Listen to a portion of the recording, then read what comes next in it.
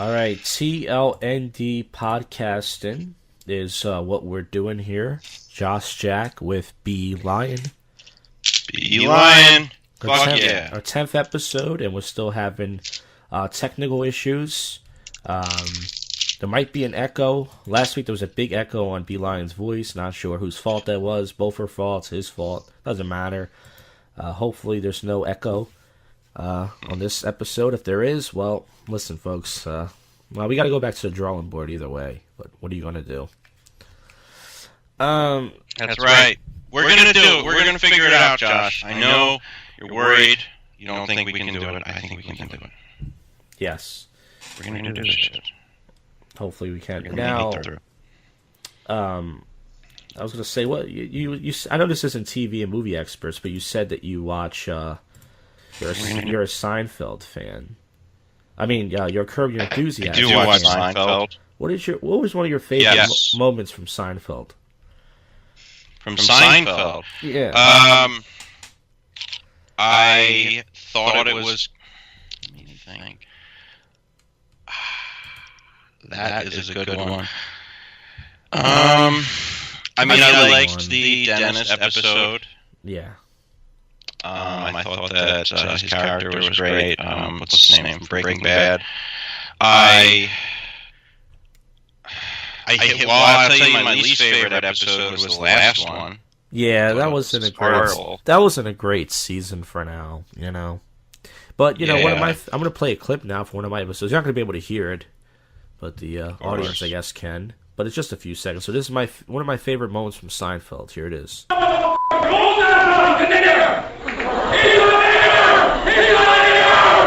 my God. All right, so I just played it. Do you know what I just played? It's a classic. No, I didn't hear it. Oh. Well, I played Michael Richards' racist rant at the Laugh Factory. Ha! Damn it. Oh, it's actually a good thing your ears didn't hear that. It's a shame. Yeah, what do you want to do? I think I can't. My virgin ears. Yeah. I like the... Man, it's kind of hard to think of something on the spot that's like my favorite. But Bill Miller. Did you just do it for that gag? Yeah, I had that idea. Bill Miller's hanging out in the chat. He liked it. Hey, Bill, how you doing tonight? Bill Miller might be on the show later. Going to try to get also a special guest. We had him last week, and it might hang up again. Rod Goat Sperlin for giving up on sex. Hopefully, I told him I'd be calling him tonight. And if it keeps hanging up, well then, folks, we can go fuck ourselves, because no matter what we do, this audio, this fucking technology, it doesn't fucking work. So let me ask, I got a question for you, and then we can go right into a show. But sure. You seemed very defeated earlier. Like, I don't know if it was just in regard to the show, but what you said was, you said nothing I do is ever good enough. Now, when you said that, did you just mean in regard to this situation, or did you mean in life, nothing you do is ever good enough? I mean, it seems like in my true life, there's always Doritos. You know, there's always something. That's the way I feel. By the way, Bill Miller, can you hear an echo in Bee Lion's voice? Because last week there was a huge echo. Is it gone? Is it there? Let us know, please. We can't fix it. It's too late. We're doing a show, but I would like to know. Yes, no, I mean, I am defeated, you know, but I just accept things, you know. I'm just like, because I work hard on a lot of things, and, he says he can still hear an echo in your voice, so fuck it. Fuck. Well, anyways, but I was going to say, no matter what just like this technical stuff, I mean, it's frustrating. Last week I downloaded this program, Voice Meter Pro, not to bore you guys to death. And Bill Miller says he wants to be on my line, not yours. I don't think that matters, Bill. But it's not gonna do anything. Yeah, I'm not gonna hear it. You're gonna have to translate everything. It's a it's a great program. It's pretty much a virtual mixer on your computer. And it's a great program, but I remember years ago, and I didn't start it because my head hurt watching these tutorials. And sure enough, I was watching some this weekend. I think I had it all nice, and then all of a sudden, last week you were walking me through it over the phone, and then I set it up, and then I'm listening back to it, and there's a fucking echo. And I'm like, and it was a big, it wasn't like a light echo. I mean, like a big fucking, like you're in a fucking cave, and I'm like, what the fuck, man? And then the mixer setup sounds good, but I hook up all this shit, and then no matter what I do when I play a clip, you can't fucking hear it. I mean, the one episode we did, you can kind of hear it, which was good. But I'm like, no matter what the fuck I do, it just doesn't fucking work, and I'm just tired of it and getting pissed off. Part of me wants to quit the fucking show just based on the audio. Not to say I'm going to do that, but that's all. Like I said, I'm good at quitting. I get being frustrated. I do understand that. At the same time, it's like, I mean, you're making this distinction of nothing ever works out for me. So you're applying this to your whole life, like your life story is that nothing works out for you. And I think that's I think that's dangerous to not dangerous like in a physical sense, but to your overall like well-being and ability to get to do things. If you start to think, well, nothing ever works out, nothing's going to work out, so why try? I mean, is that basically your mindset when it goes into anything? No, because pretty much I wouldn't be doing stand-up anymore if I felt like that. Like, I knew before I started I wasn't going to get anywhere, but I'm still doing it. It's just how I think. Like, the confidence is just fucking, to me, it's just trying to force positive thinking. You know what I'm saying? It's like, you can do, like, if I think in my head, oh, fuck, I'm going to bomb tonight on stage, which I do, and let's say I go up there and do well, which can happen, it, like, doesn't matter if I thought I was going to bomb versus I was going to go up there and I'm going to kill. You know what I mean? It's like, it's just my thoughts. And that's just how I think. But I would have given up on everything if that was the case. But listen, Friday night, I was outside of a bar, and this random guy starts talking to me, and it turns out he has psychedelic hallucinogenic images of Marge Simpson, and then he introduces me to this girl who is married, and she starts grinding on my penis, and I went home and I came in my eyes, and I don't know what I'm talking about right now, but Bill says, I don't know what you're talking about either. Bill says we need to get a room, some microphones, next level. Now, Bee Lion actually suggested this today. He said he got the idea from the episode of This Podcast is Art I did with Will Fitz, and he said, what do you think about going to the cabaret and doing a show there? But here's my problem with that. Like, when I went Thursday, last Thursday, whatever it was, or 2 Thursdays ago, I should say, like, I was hanging out there. So me and Will Fitz were buying drinks. So I don't think the bartender's going to let me use the room unless I buy drinks. And I don't need to buy like 10. I mean, I only buy 1 or 2 drinks from the guy, and I tip him like $2. But it's like, you know, I have to spend more money, and I got to drink more, and I'm already becoming an alcoholic enough as it is. I mean, it's like, I would like to do it at the cabaret, but, like, how will we do it? You mean, do you have a laptop? Yeah. Oh, so I would have to bring my mixer. See, I don't have a car, and I would have to carry. No, I have a mixer. I have a mixer and a microphone. But the problem is I don't have enough microphones. I have. Well, I get that figured out if we were going to do that. Yeah, I have. I don't know. You can only plug in 2 XLR microphones in a mixer, right? I have. Let me see on this one. I have 4 XLR ports on my mixer. Okay, so I have 2 XLR mics. So me, you, and Bill Miller could do a show and try it out. And I also have the RCA cables, and I also have the, you know, whatever. So yeah, we could try it out. But and also I have my shitty. Well, it's not shitty actually. It's a Tascam. I use my JoshCast segments. It's pretty nice for my sets. It's a $100 voice recorder, digital voice recorder, and with a lavalier mic, I could bring that. We can't stream live with that, but I could bring that. Right. I mean, I guess the other option would be suicide. No, actually, I was going to say like on a Wednesday, but that would probably not. Till the time to have sex. Because that's when they have the open mic. Yeah. I don't know. Yep. That's Yeah, so like I said, I mean, it's like, see, Will Fitz is friends with the bartender. I mean, it doesn't have to be there specifically. Will Fitz is friends with the bartender? Well, I was going to say, yeah, because the bartender let us use the show. Originally, I thought we were going to do it in his car, like the podcast, but the bartender let us use the showroom because he's friends with Will Fitz, and he wants to fuck Will Fitz. He's attracted to him, so he let Will Fit use the showroom, and that's how we were able to do it. Do you think that is the case? Yeah, Will Fitz talks about it all the time. And the bartender wants to make him a puppet. But listen, I don't want to get anybody in trouble here, you know. Listen, so we should get into Oh Jesus now. We're getting a little bit late here. I'm not sure. I might skip a few topics tonight. Not sure. We'll see how it goes because certain topics I just don't know what to talk about anymore. You know.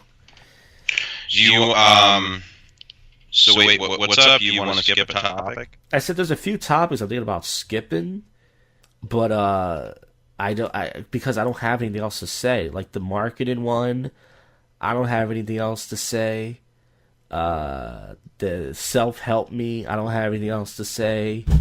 You know, like just the help yourself, the market yourself, the fun education, tech lessons, the tools. I'm out of stuff to talk about. I mean, I don't have anything. I mean, I got some stuff written down here we could try and go off of. All right. Are you saying you want to just stop those shows altogether? No, I'm saying just for tonight. But all right, so we could try them all. Let's go to Oh Jesus right now. Bill Miller wants me to call. I don't think the echo thing matters. I think it's going to sound. He's probably going to hear an echo no matter what. But I guess I'll call him. Now, while I'm calling him, why don't you do the intro for the OJ?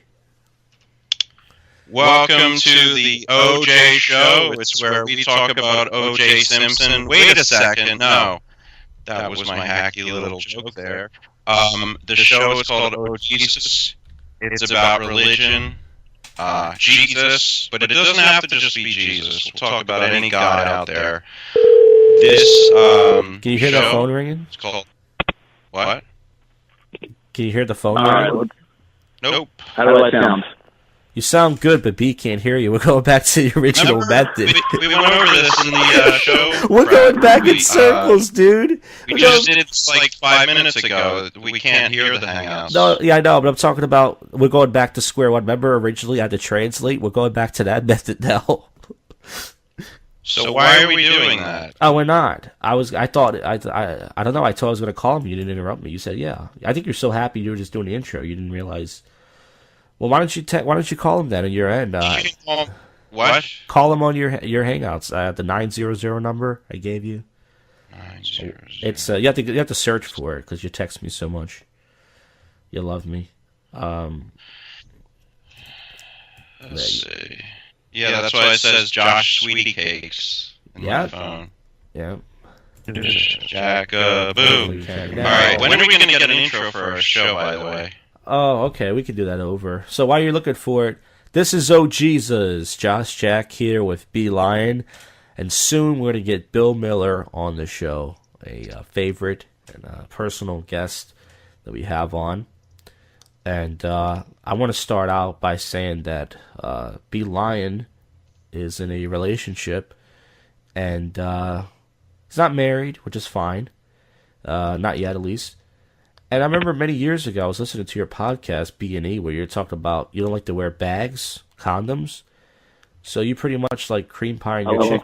Don't you think that's against God? I mean, the cream pie like that, and not making. I think that's good. I think that's what God wants. Bill, are you there? I want you to jerk off. God wants you to jerk off? No, he doesn't actually. That's perspective I haven't heard before. He actually doesn't. It says that masturbation is even a sin. Well, they're talking the wrong God.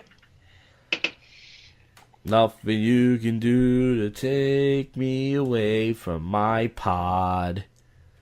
So Josh, where did you hear that God is pro-condom? Oh, no, not God is pro-condom, but that masturbation is a sin, and not to say pro-condom. You're not supposed to have sex unless you're unless you're married. And the fact that you're cream pieing, which is only supposed to be for babies, you're double sinning, my friend. I hope you don't cream pie on babies. Here's the God thing. doesn't want condoms.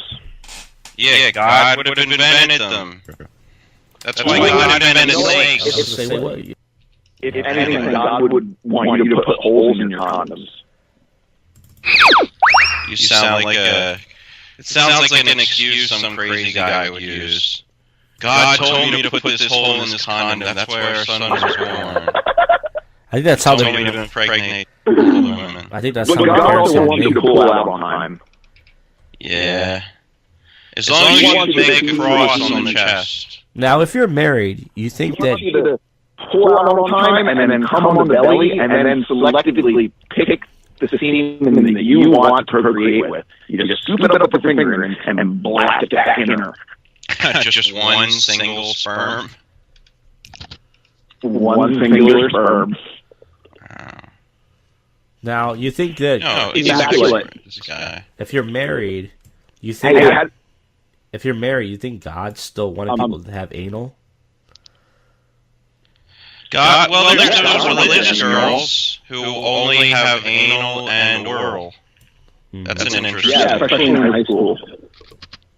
Sounds like you met some of those girls. Well, you were talking about those Catholic girls, right?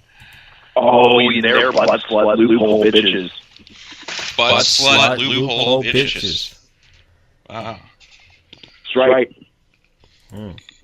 So that's the. Did you go to a Catholic school? No, I went to a tech school that was right across the street from a Catholic school. So, you know, there's not a lot of girls in tech school. And, you know, I don't know. But anyway, there's tons of girls in skirts on the other side.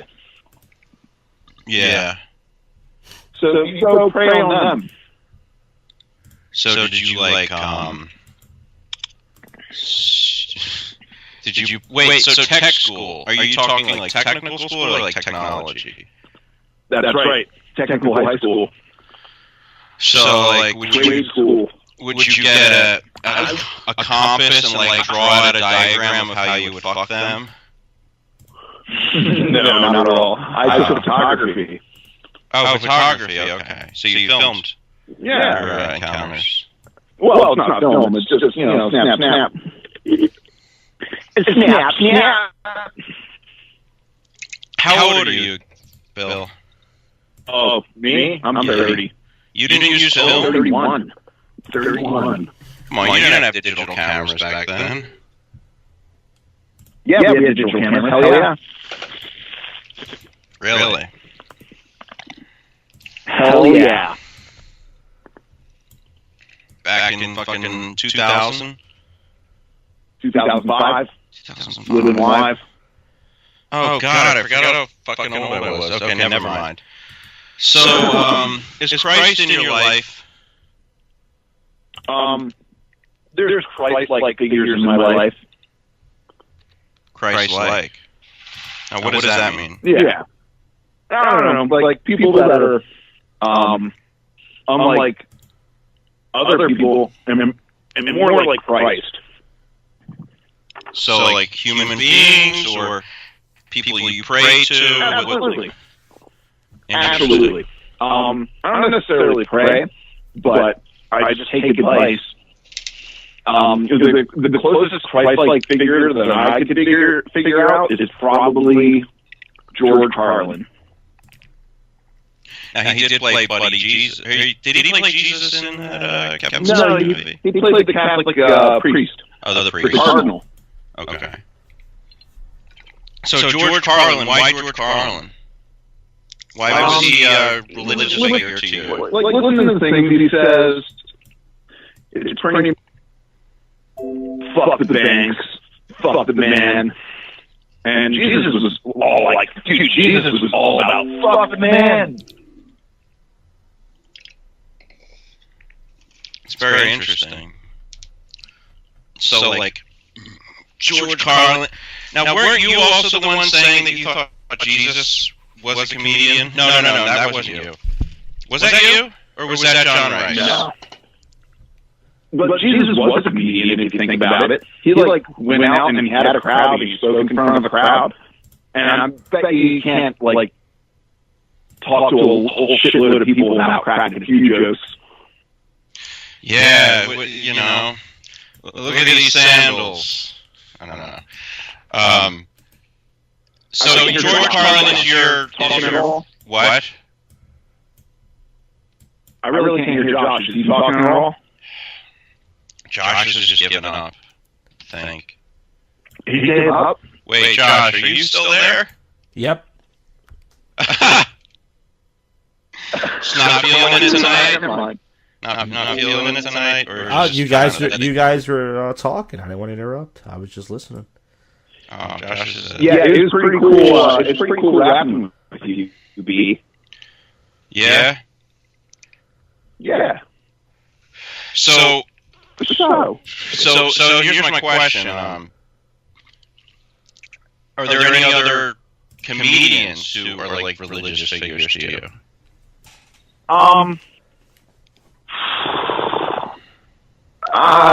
No. I want to say Todd Barry, but that's a biased opinion. I've been listening to a lot of Todd Barry lately. Yeah. Are you just getting into his stuff for the first time? No, I've been into him since I heard him on Dr. Cass. Yeah. But I would have to say I've heard more of his material lately. That's interesting. Yeah, I would say like a comedian that I really consider kind of like Jesus is Lisa Lampanelli. Really? That's awesome. No, I'm just fucking around. She rips into people. It's awesome. Yeah, she has a play or something. This is interesting. She's not afraid of shit. She has a play. Yeah. Forget what it's called. It's something about eating. Oh, man. That's crazy. I just want to watch, like, Lisa Lampanelli fucking have sex with that, fucking, what's that comedian with the frizzy hair? She's that big Jew. Oh, Judy Gold? Judy Gold, yeah, I want to see Lisa Lampanelli have sex with Judy Gold. And why do you want to see that? Sex. Oh, because they're both very loud. They're just loud, obnoxious, fucking awful women. I love them to death. They're great comedians. So I really hope God is allowed. I really hope that God is allowed a loud, boisterous black woman. Yeah. And if you don't do the right thing, you go to hell. And she just like claps her hands. You don't do that. I don't know. Doing a fucking racist accent. Like God gets all ticked off and is like, I want to speak to your manager. Yeah. I mean, we have this like... No. Exactly. You gotta bring somebody else to talk to. I love black women. Yeah, they're great, right? Yeah. Great people. I used to, you know what, honestly, I fucking love making friends with black ladies because they know how to have a good time and they laugh at a fucking silly ass joke. And fucking when they do, it makes you feel so good. When a black person laughs at your joke. Do you feel closer to God when a black person laughs at your joke? Yeah, I do. When a black girl, when I can make a black girl laugh, my fucking heart sings. Yeah. Do you feel like it's a more real laugh? In the supermarket. I'm sorry, B. What did you say? Does it seem more real? Is that what it is? Does it seem? It doesn't. I don't know if it seems real or not. Everything seems real to me. It's just. I was in the supermarket the other day, and like I fucking. I forget what I said, but I said something silly, skiing by the aisle, and fucking this black lady was like, "You stupid." And I was like, "Ha, got her."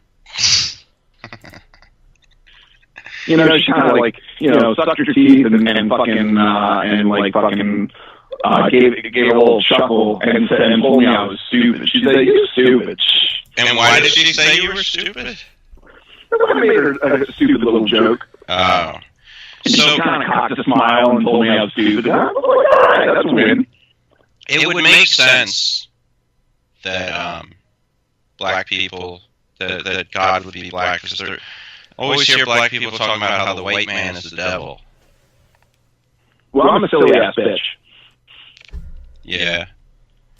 You ever had a black woman call you a silly ass bitch in bed? No, I call myself a silly ass bitch, and they fucking laugh in agreement. Yeah, so we should have a black Josh, not Josh. Bill's experience with Black America. Maybe we'll do that show. That would be great. I love that. That's a very positive experience for me. So, getting closer to God means making black people laugh. Wow. That's very interesting. Just making black folks laugh. It's great. You know what? Like in middle school, I went to an alternative school. It was called Martin Luther, which is a Lutheran church. But it was an alternative school, meaning a lot of bad black kids went. And so the majority of the school is a bunch of black kids that like fucking run away and fucking have emotional and fucking angry issues and shit. And I was there for the same thing. But we would sit at the lunch table and, you know, fucking we used to fucking laugh and fucking say all this stupid shit. Like, I remember this one time where like all singing the same fucking bullshit. Fucking splish, splash, I've been taking a bath late one Saturday night.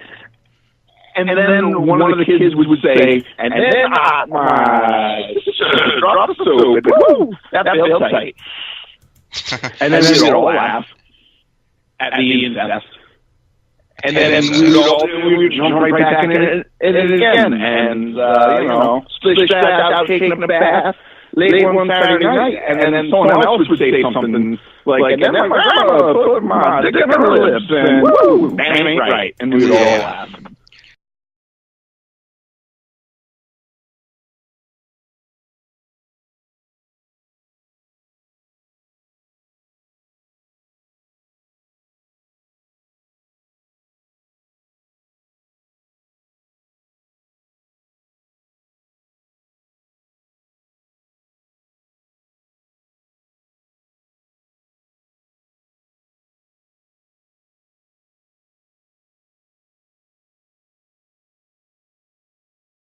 Up and contradicted and like fucking rewritten a bunch of times over different languages, and then some fucking people were like, well, I don't like this because I can control people if I tell them that.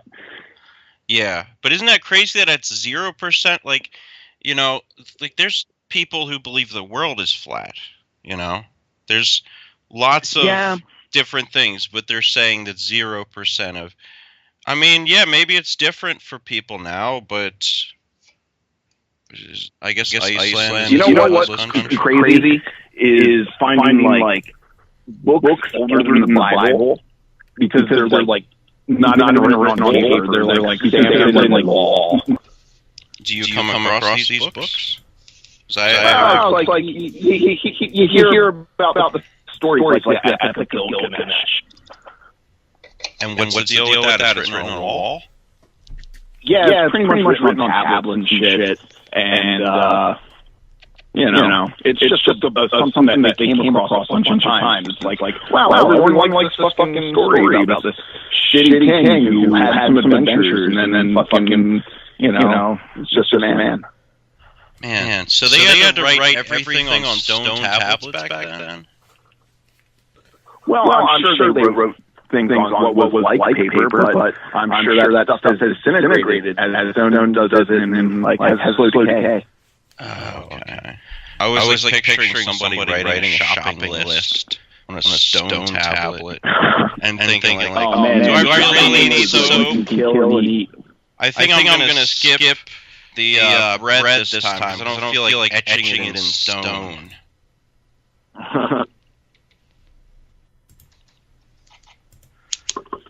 So, do you ever have you ever done DMT? Yeah.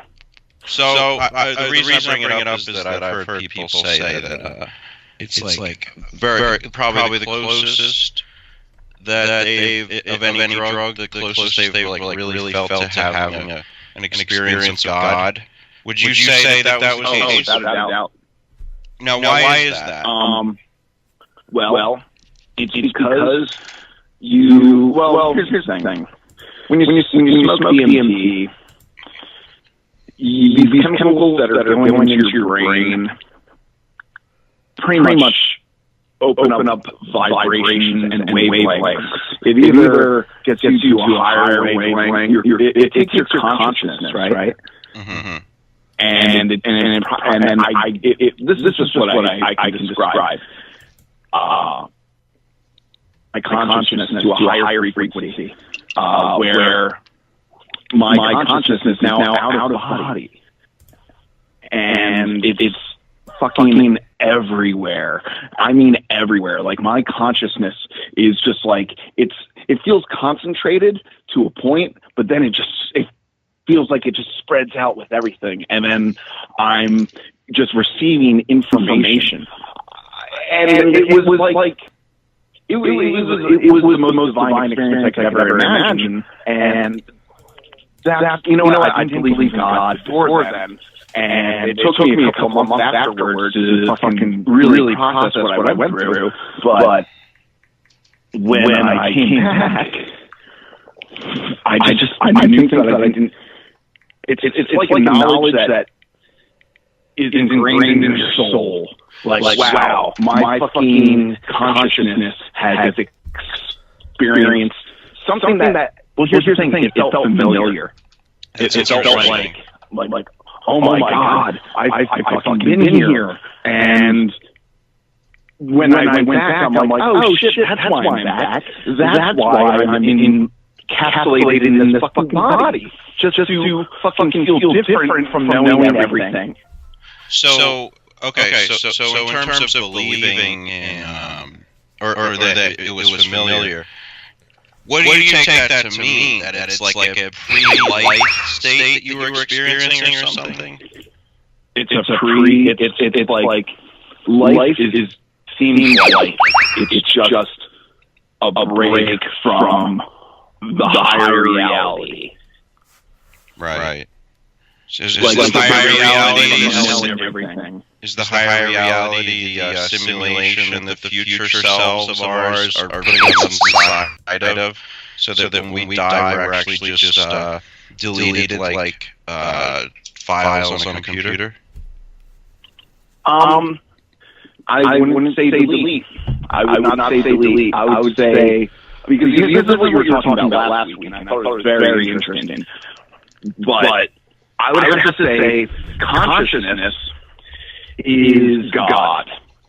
God isn't a person. God is consciousness. And when we live in our bodies for a lifetime, that's just a really God that's broken down and put into a body.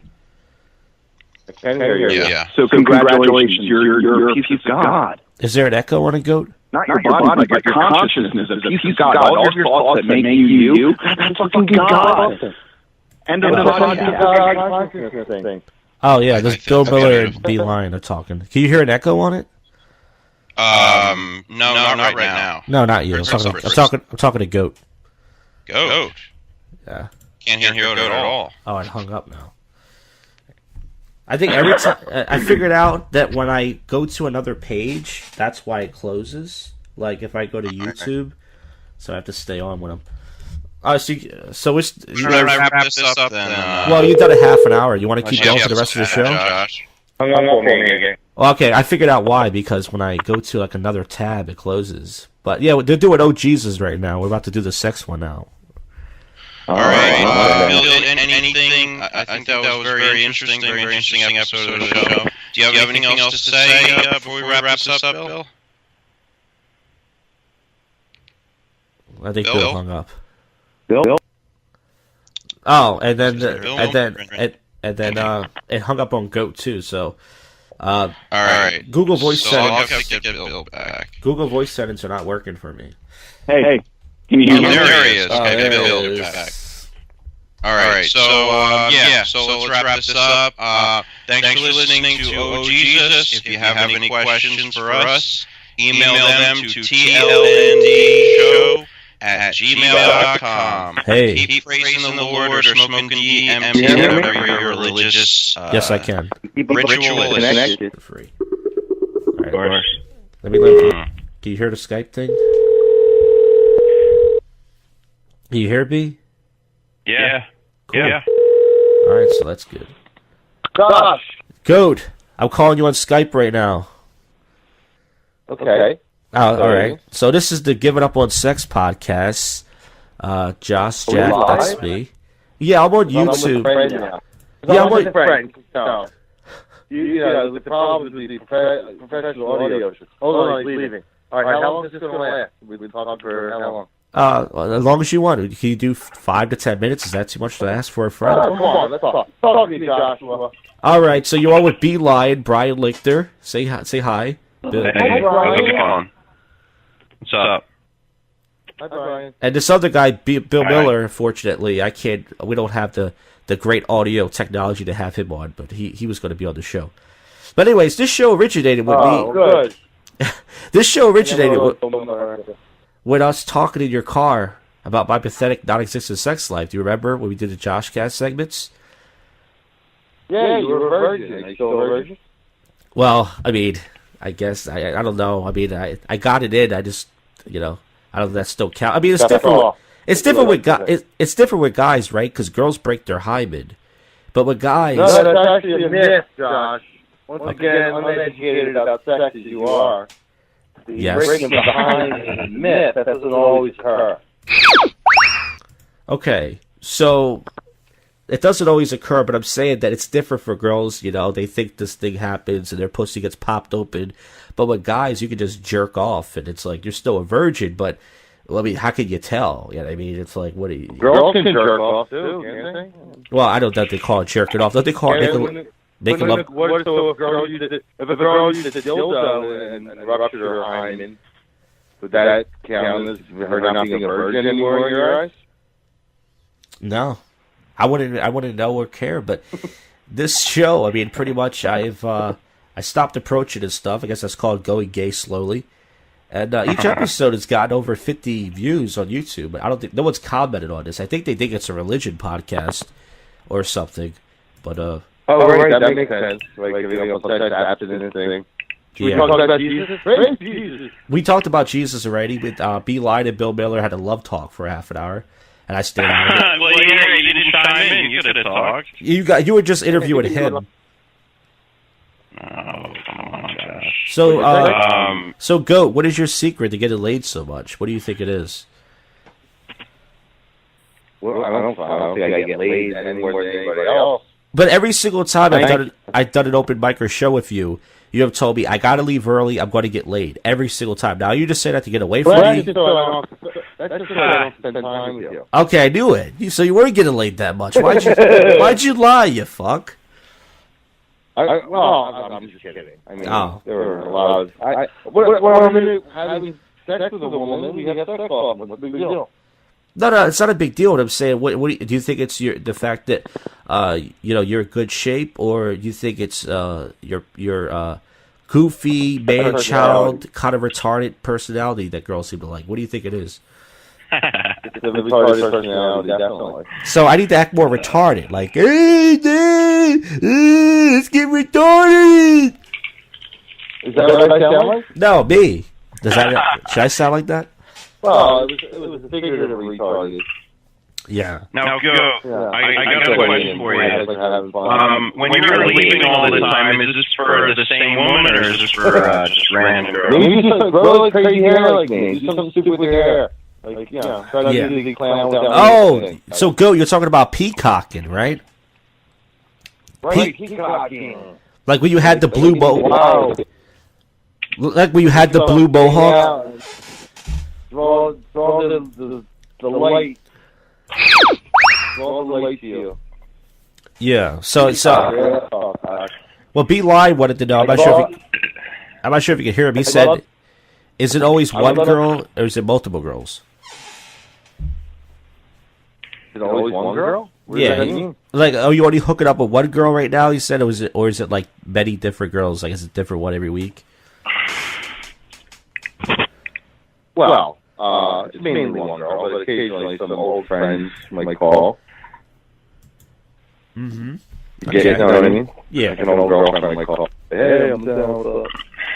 And a lot of these women. How old of a guy are you? I'm sorry, I'm stepping all over. Oh, go ahead, B. A lot of these women are white. You got cut off. B Lion wants to know how old of a guy are you? It's not a Beeline's business. He's like A real man. I'm 29. A real man. I figured maybe he knew these girls like 20 years ago. You can't hear him? Can't hear him. Why not? Ah, so he can hear me. You Go. can hear him. He can't hear you. Perfect. Go. I can hear him. We're two animals, a bee and a go. Can you hear me? Fucking I can barely hear little you. walk, motherfucker. Oh, wait a minute. We're having technical difficulties here. Let's see. Hello. Can you hear me? Hello. Yep. Goat? Yep. Goat, can you hear me? Goat, can you hear me? You can hear me now, Goat? You can't hear me. I can hear you. I can hear you. I can hear This you. is quality podcasting. Okay. You guys Well, are podcast your ass off over there. yeah. Well, listen. I mean, so you can't hear him. I can translate. That's what we've been doing this whole. We're doing the game. You could be our interpreter. I have. I've been interpreted the whole time. I mean, every episode I've had to do some sort of interpretation. Now, what do you think? Wait, can he hear me? Yes. But I can't hear him. Yes. That's the case. You can't hear All right, so him. you have to relay his answers back to me. Yes. The questions as well. All right, very good. So. Right. I understood that, Josh. I didn't think the questions were just coming through. Okay. No, I do have a lot of questions. I do have a lot of questions. No, Do you have these questions written down? no, it's off the top of my dome. See, you seem more prepared. No, I'm good off the top of my head. Yeah, I know. That's right. You don't smoke pot. Oh, Maybe no, Josh. Maybe you smoke pot. You might get laid a little bit. that might help. But Bill Miller, he has a question in the chat. He wants to know if you like fat girls. I like all women. I don't have a propensity towards fat women. Right. No, I don't prefer fat girls. Right. You know what I like? I like fat pussy. No, Oh. don't know you. You know, Bill Miller's not on he was on the line, and we're having an audio technical difficulty. This whole show's just been a shit audio fest, but we're trying to figure it out. But we'll never get there. But we're gonna hire an audio fest. Listen, enough about the shitty audio. All right, go on with your question.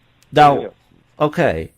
So, what do you think about me giving up on sex? Not to say you should care, but what do you think? Do you think it's sad? Do you think it's pathetic? Or do you think it's like, hey, cool, you know, who cares, right? I think it's a total lie. It's a sham. Well, I mean, a hot woman. Hold on, let me finish. yes, go ahead. I think if a woman came up to you and said she wanted to fuck you, you would fuck with that attractive woman. No, I would. Ergo, you have not given up on that. That's true, but I'm saying as far as pursuing it, like approaching, asking them out. Funny thing, Josh. That's what I mean. When you least expect it. When you least expect it is when a girl smiles at you, and next thing you know. And next thing you know, she's retarded, and I'm fucking a retarded girl. Right. Yes, exactly. Just look for me. Hang out homes. Yeah, Special homes. Maybe you should work at special clubs. I should. You know, check You out could some. definitely get it laid by a down check. Would definitely fuck the shit out of you. Now, Bill Miller wants to know what's the You could fuck down checks. what's the fattest girl you've fucked? Bill Miller wants to know. She was 555 pounds, couldn't get out of bed. How'd you get it in there? I don't know if I did. I'm not sure if I did. B Lion, any I questions did. for the great goat? Did you laugh at him? Yeah, he's laughing. Did you hear that? Did you hear him? No, I don't think he's laughing. He doesn't think I'm funny. He thinks you're funny. Oh, he can't hear me, so he assumes I don't know. that I'm not laughing. Very hurt. You know how sensitive I am. Yeah. That's the key, Josh. You got to be more sensitive with the women. Ask him if he got laid off of his millionaire matchmaker appearance. And any women saw that and are like, you know. So, Bee Lion wants to know, he saw your millionaire matchmaker appearance. He wants to know, did you get laid from that TV fame you had? Well, not from that. I was actually with a girl who went with me to New York, so I did get laid that night from the girl I was seeing at that time. Yeah! You know what I mean? I lied with the girl. They said, That's good. Bee Lion said, good job. That's very good. What did I say? He said, Bee Lion said, that's good. Bilbo said, girls, what do you think of girls that squirt? Love. It's awesome. Now, you know it's pee, right? I had the pleasure of being with 3 squirters, actually. So it's pretty much pee. You like when girls pee on you. No, it's different. No, it's not. Not even close. A doctor did a test on a radio show, and it's 90% urine. No. What is? When a girl squirts. I've seen it. So it's not even close. Bill Miller agrees with you. Bill Miller says it's not pee. Not. I witnessed it. I captured it and compared it to urine in a cup. I've done shots of both urine and squirt in a side class. Wow. He compares. Not a true story. Or is it? Never know what you goat. Never know what the hell what you're talking about. I should have. Yeah. Everything. Still virgin. Bill Miller. How old were you when you lost your virginity? 17. 17. I was a junior in high school. Nice. Bill Miller says 99% of pee is not pee. What the fuck does that mean? Okay. Water? I guess. Pee fact. Pee fact. Pee fact. You learn something every day. Don't you have to be a good segment for your show? Pee fact. Yeah, that could be a new show. We do 14 podcasts, so that could be. Not a show. It's a segment of the show within the show. Now, and then we get like a sponsor. This week's Pee fact brought to you by Flowmax. Now, go when you were married. How long did it take for the sex life to go back? Because I listened to some of your bits where you're talking about she laid there like a doll. Was that right away? Horrible. Or how long did that take in the marriage process for her to be a lay there?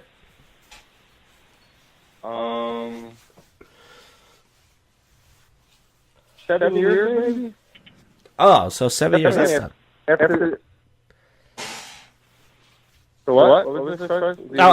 I'm sorry to interrupt. I said that. Oh, so it wasn't like right away. It took 7 years, and then she started. Yeah, after the kid. Or really myself. Okay. I see. Bee Lion, any questions or anything? More questions?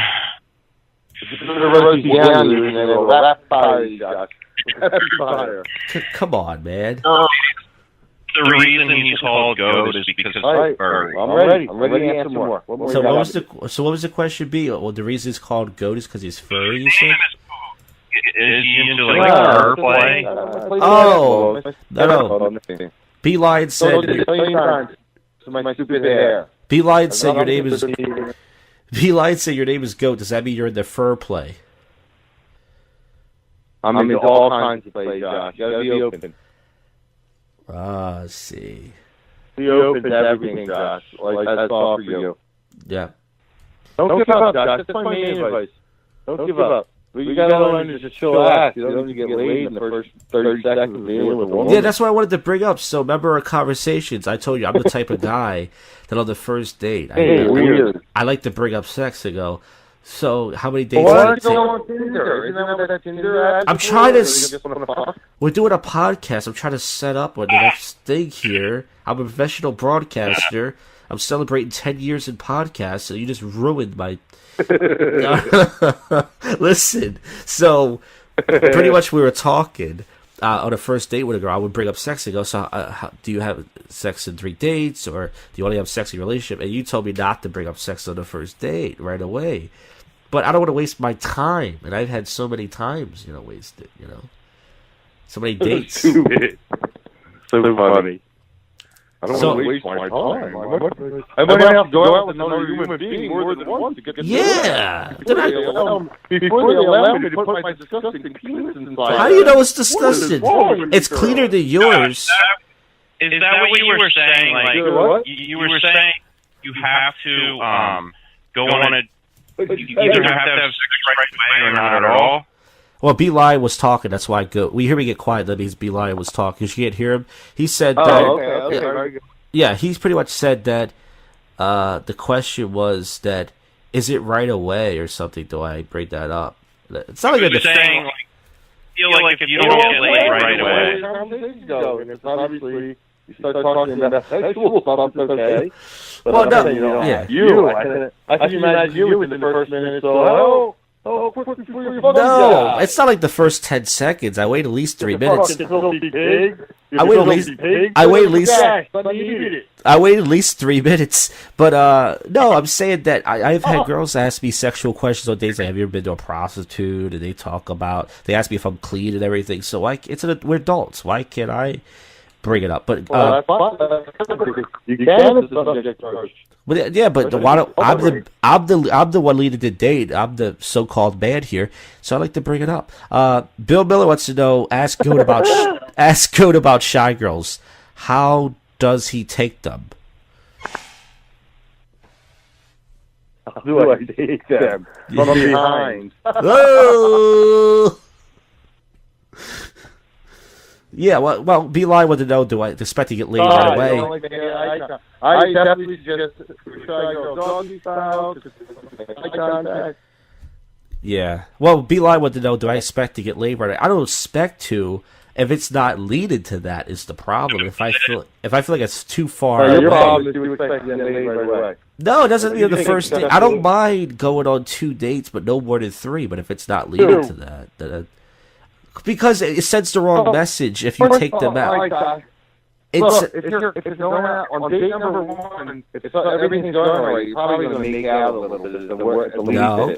I'm saying that's how we'll go. And if that's not happening, she's probably not into you, and therefore you're probably not going to get laid.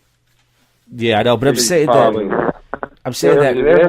I think it sends the wrong message if you take them out a bunch of times, because they might think you want a relationship. If you just want to put it in, Well, why don't you fucking get a hooker if you just want to put your dick in somebody? Because I tried it once. I told you the story. I got a blowjob, and she, as soon as I came, she left. All right. Well, aren't you just super pretty hooker that you're attracted to? And no, it didn't do it looks. It was the fact that she left me there coming in a condom, and I couldn't enjoy my nut. Yeah, don't you want to enjoy your? Isn't the whole purpose of having sex with girls to enjoy coming with somebody? Well, yeah. Okay. So imagine if a woman's having an orgasm and you kicked her off the bed. Wouldn't that be the same thing? You were with the prostitute. I told you the story. It was one time. It was years ago. I just got a quick BJ, and it was. No, I'm talking about she pushed me away when I was nutted. All right. What do you want her to do? She's some fucking hooker. No, but that's not the point. You're like a girl you're dating. You're fucking Captain Savo. You're defending every single one of them. That's how you get laid. So now I know you do it. You just agree with everything they say, don't you? You're just not honest with them. I know what you do now, Mr. Goat. You're terrible. Yes. By the way, Bill, are you there? Excuse me. Bill can't hear us. He's out on Is Google this Voice. your first live hit on your podcast? I just hot. No, we only get one viewer, and it's from Bill Miller, who's in the chat right now. All right, so our conversation over. I gotta go watch the Sixers game. No, you're not going to watch the Sixers. You're going to get laid. All right, God, I'll let you go so you get laid again. I'm getting laid later. I've been pickup time. Well, Goat, thanks for doing the show. Bee Lion, do you have anything else to ask him or say before he hangs up? I miss him. Bee Lion said, nope, that's it. So, Goat, thanks for doing the podcast, all right? I'll leave you alone. All right, thank you guys. Have fun. Good luck. Bye. All right, so that was Ron Goat Sperlin on Give It Up on Sex. Did you have anything on the topic in general? Did you write down? Or Not on this topic, no. All right, so, so pretty much this week, I danced with a few girls. I was approaching them just to have fun, but not trying to. Oh, so Friday, this is a weird night, so I don't know if you guys listened to the Josh cast or not. I hung out with these random Mexican dudes Friday night. They made me part of their group. And they called me the Captain Allen, whatever, and they put a wristband, an armband around me, and they bought me 6 beers and 2 shots. And on Saturday night, I ran into them again in Old City, and they he wanted me to like wake him with this cougar chick, but she was married, she wasn't interested, and her friend was like, she was like, we're staying at the Willow, and I was like, oh, okay, and I had to like whatever, but I don't know, it was weird, but yeah, still get up on sex there, folks. All right, so any thoughts or anything? I don't have Bee Lion on the phone anymore. He hung up. I'm talking to myself right now. Jesus. All right, well, that was Giving Up on Sex, everybody. Josh Jack here. Bee Lion.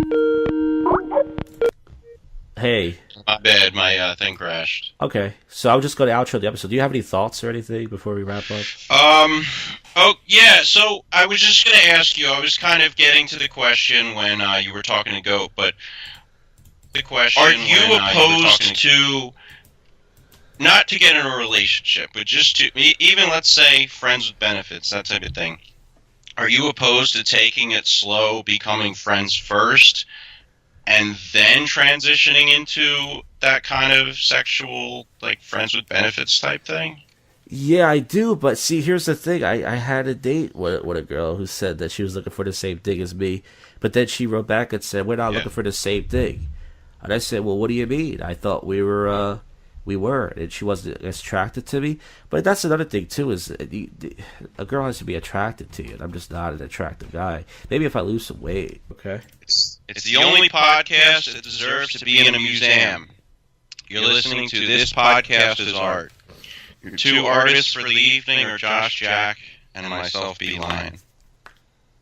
So, Josh, are you an artsy person, or are you just a fartsy person?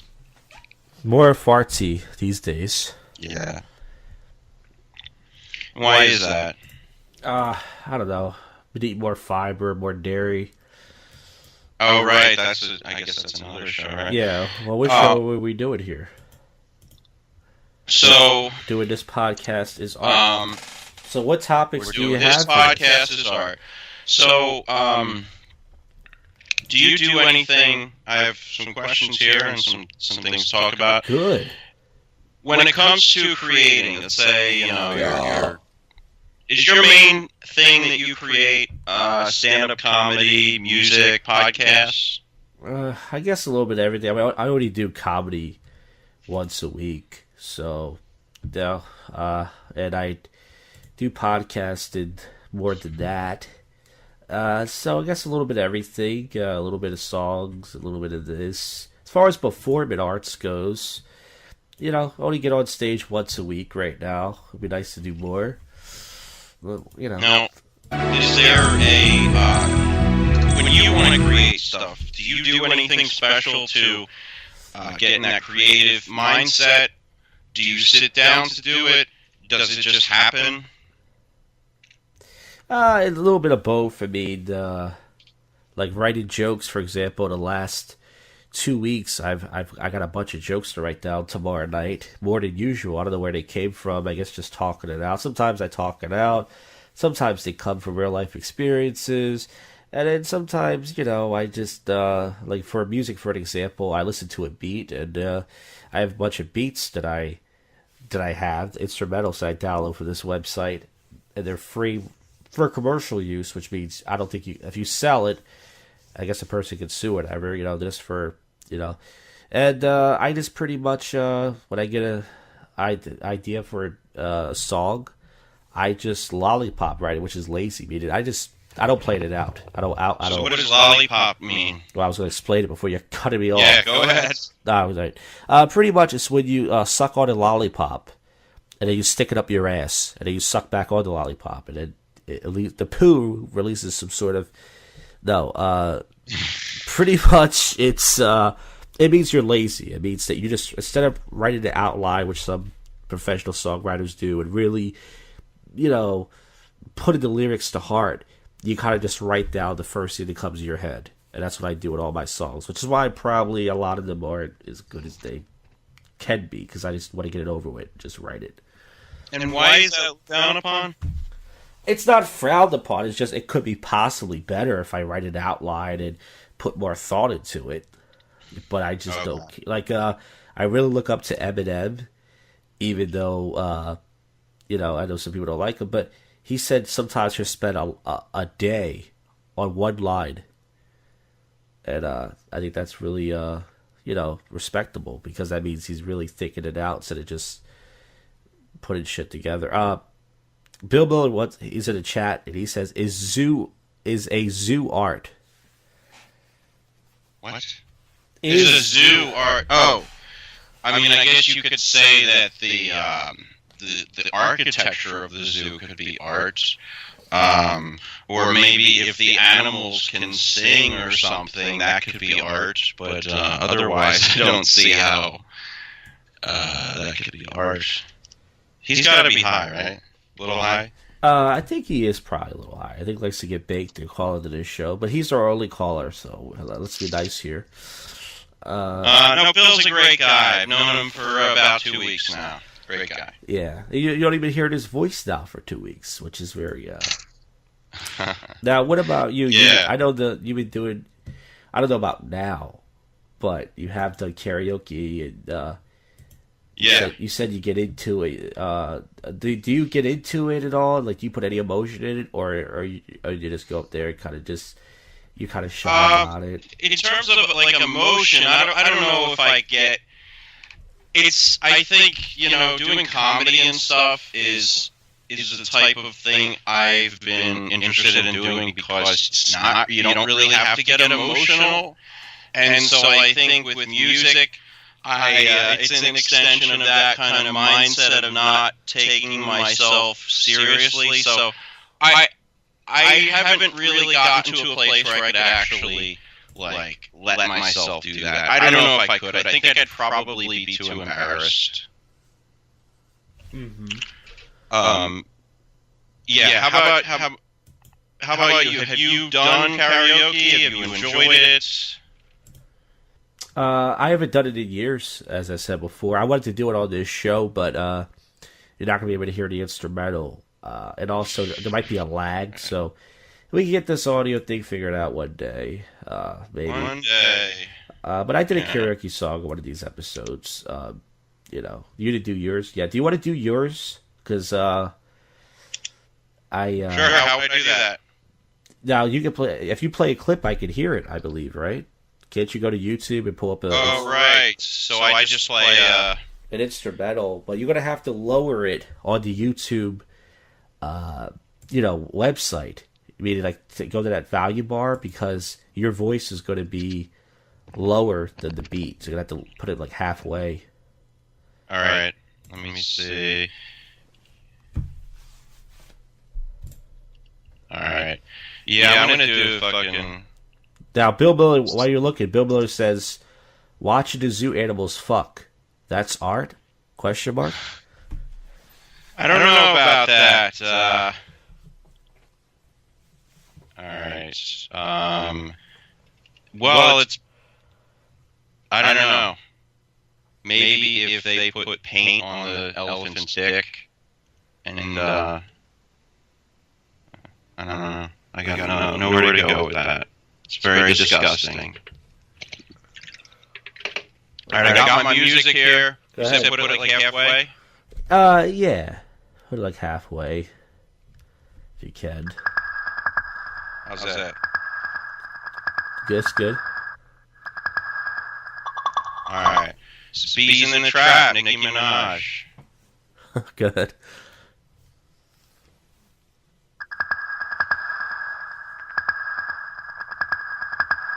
Yo, man.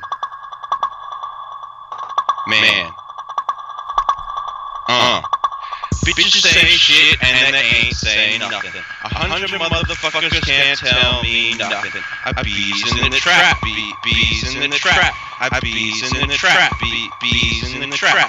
Bitches say shit and they ain't say nothing. 100 motherfuckers can't tell me nothing. I bees in the trap, bees in the trap. I bees in the trap, bees in the trap. Man, oh damn, fast.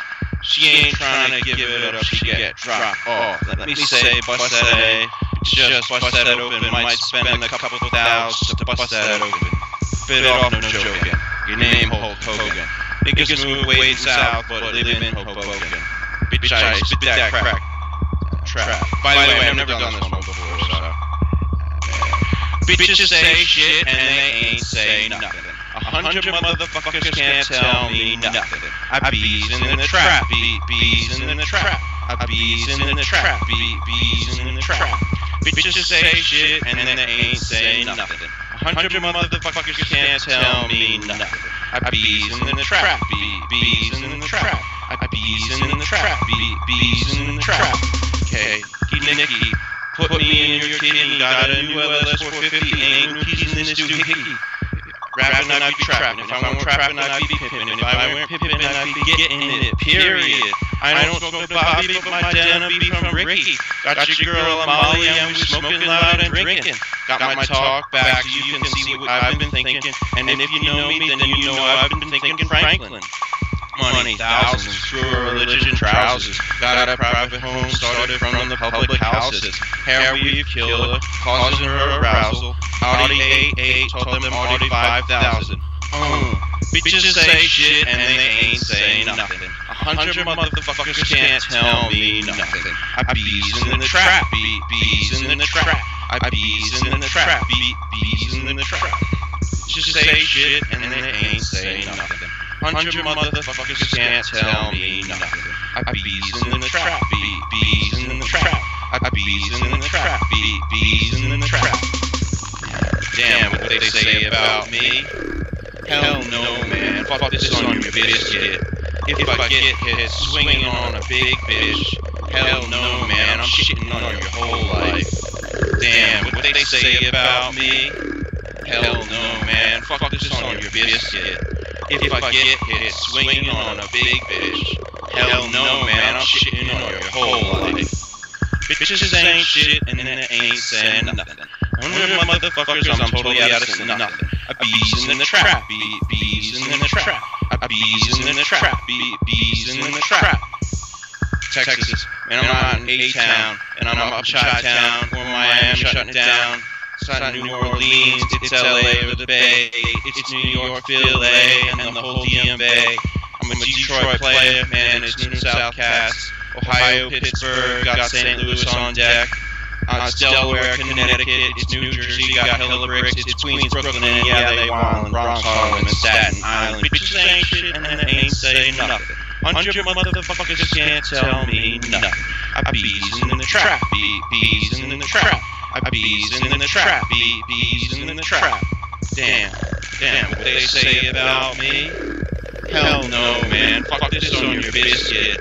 If I get hit swinging on a big bitch, hell no, man. I'm shitting on your whole life. Damn, what they say about me? Hell no, man. Fuck this on your biscuit. If I get hit swinging on a big bitch, hell no, man. I'm shitting on your whole life. And that was it. Very good. Bee Lion in the trap.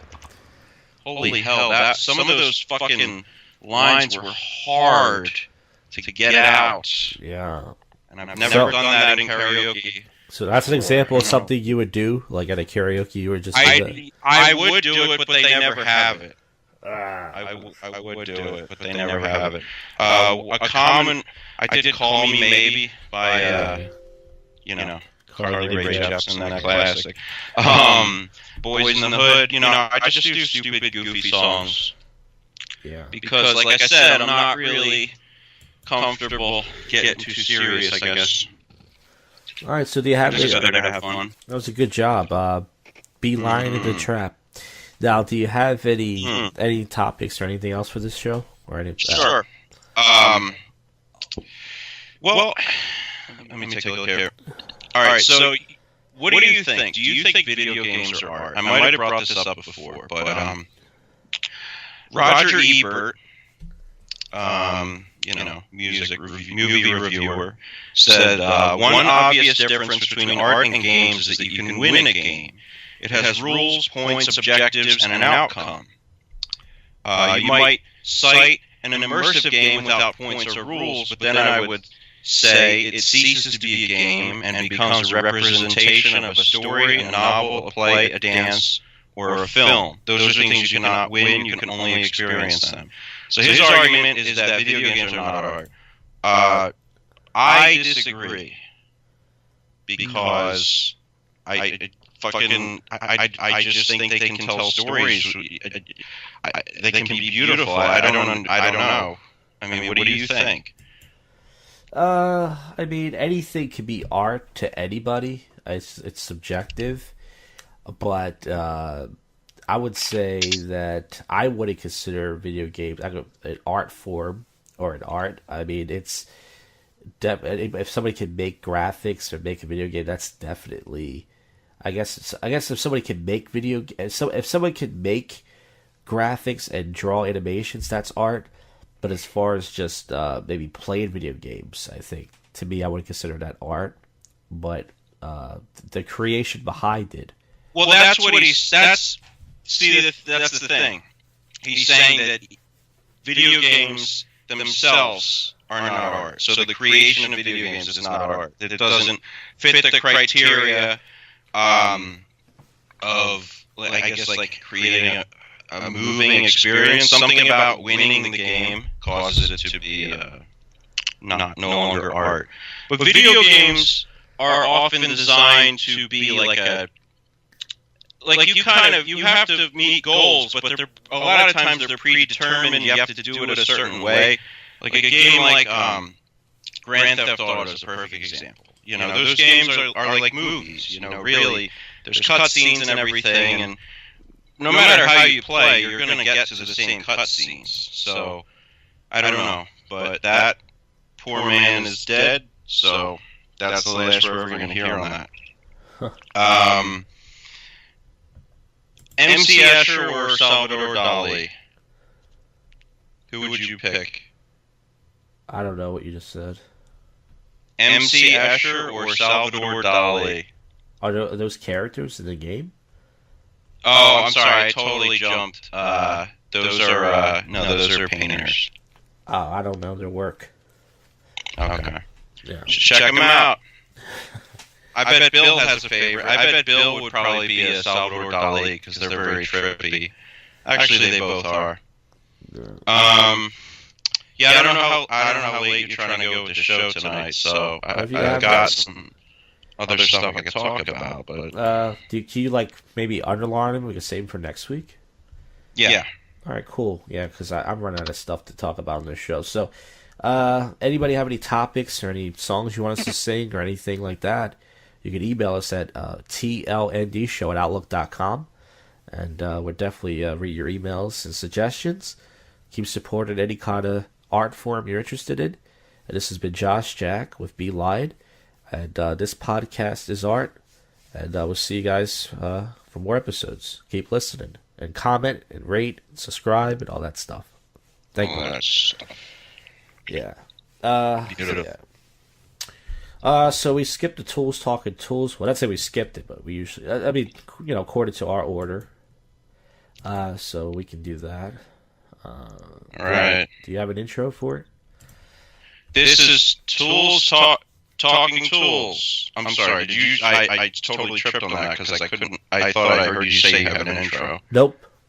Oh, this is Tools Talking Tools with Josh Jackhammer and B. Lack and Decker Lion. Ha ha ha.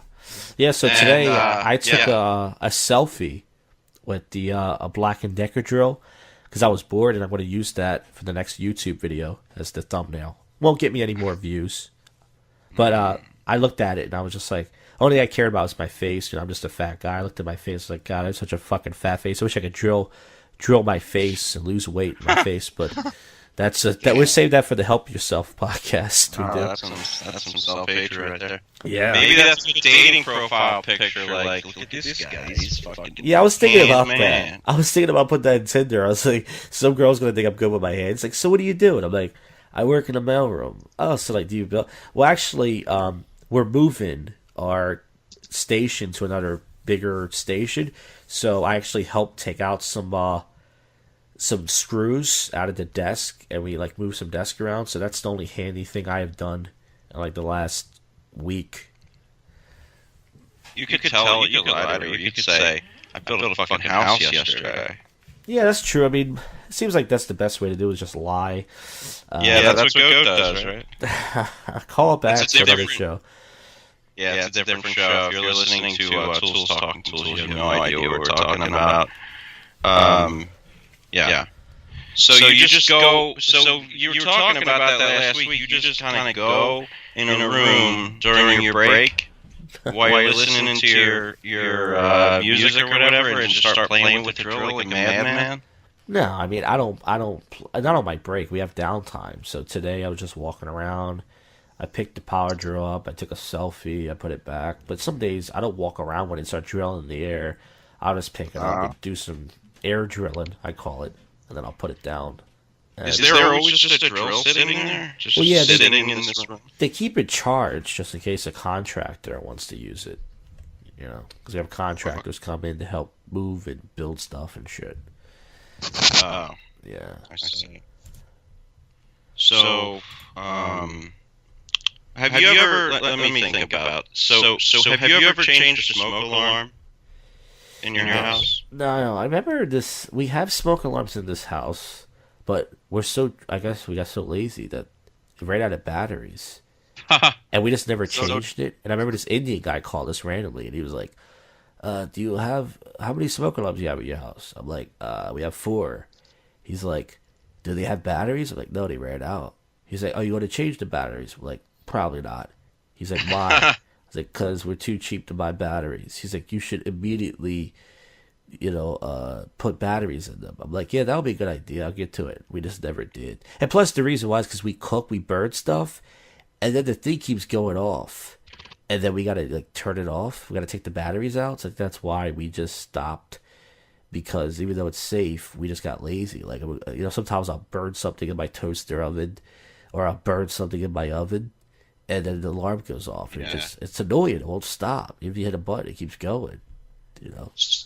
So how often does this happen? Is this like an everyday occurrence where you're burning food? No, it happens. Once in a while. But the whole point is that the fucking smoke alarm doesn't turn off, and we just got tired of it. We just turned it off. So I mean, it's a safe thing to do, but it's like, I don't know. It's like we just don't have any batteries in our smoke alarms. They're just laying around. Don't the batteries last for like 6 months or something crazy long? Yeah. Well, I think maybe someone took them out to use it for other things. We just never put them back. I don't even know what else you use 9-volt batteries in besides like Hess trucks or something. I mean, dildos take 9-volt batteries. I don't know if you know that. Oh, is that right? What if your dildo catches on fire and you're not looking? If your dildo catches on fire, you immediately stop, drop, it's sticking up your ass.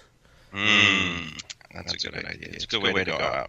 Yep. So do you even know, if you needed to, would you know how to test the smoke alarm? No. So I'm guessing you had those things chirping in your house for a while, and you didn't know what it was? No, I know what it was. I mean, it would just disturb everybody in the house. And it just sounds scary when you're just cooking something, and it's not like it's on fire, and then you just hear that thing going off, and everyone panics like, "What's going on?" And you're like, "I'm just cooking something. I burned it." They're like, "Oh, my parents' house, they have smoke alarms that plug into the actual electric the electricity in the house into the actual. It really sucks because they're all synchronized. So if one of them goes off, all three, the basement, the upstairs, and the kitchen, all three of the smoke alarms go off, and you can't unplug them. Yeah. Bill Miller says some girls are shy and some girls are too shy to buy a dildo. I actually went into a, what's it called?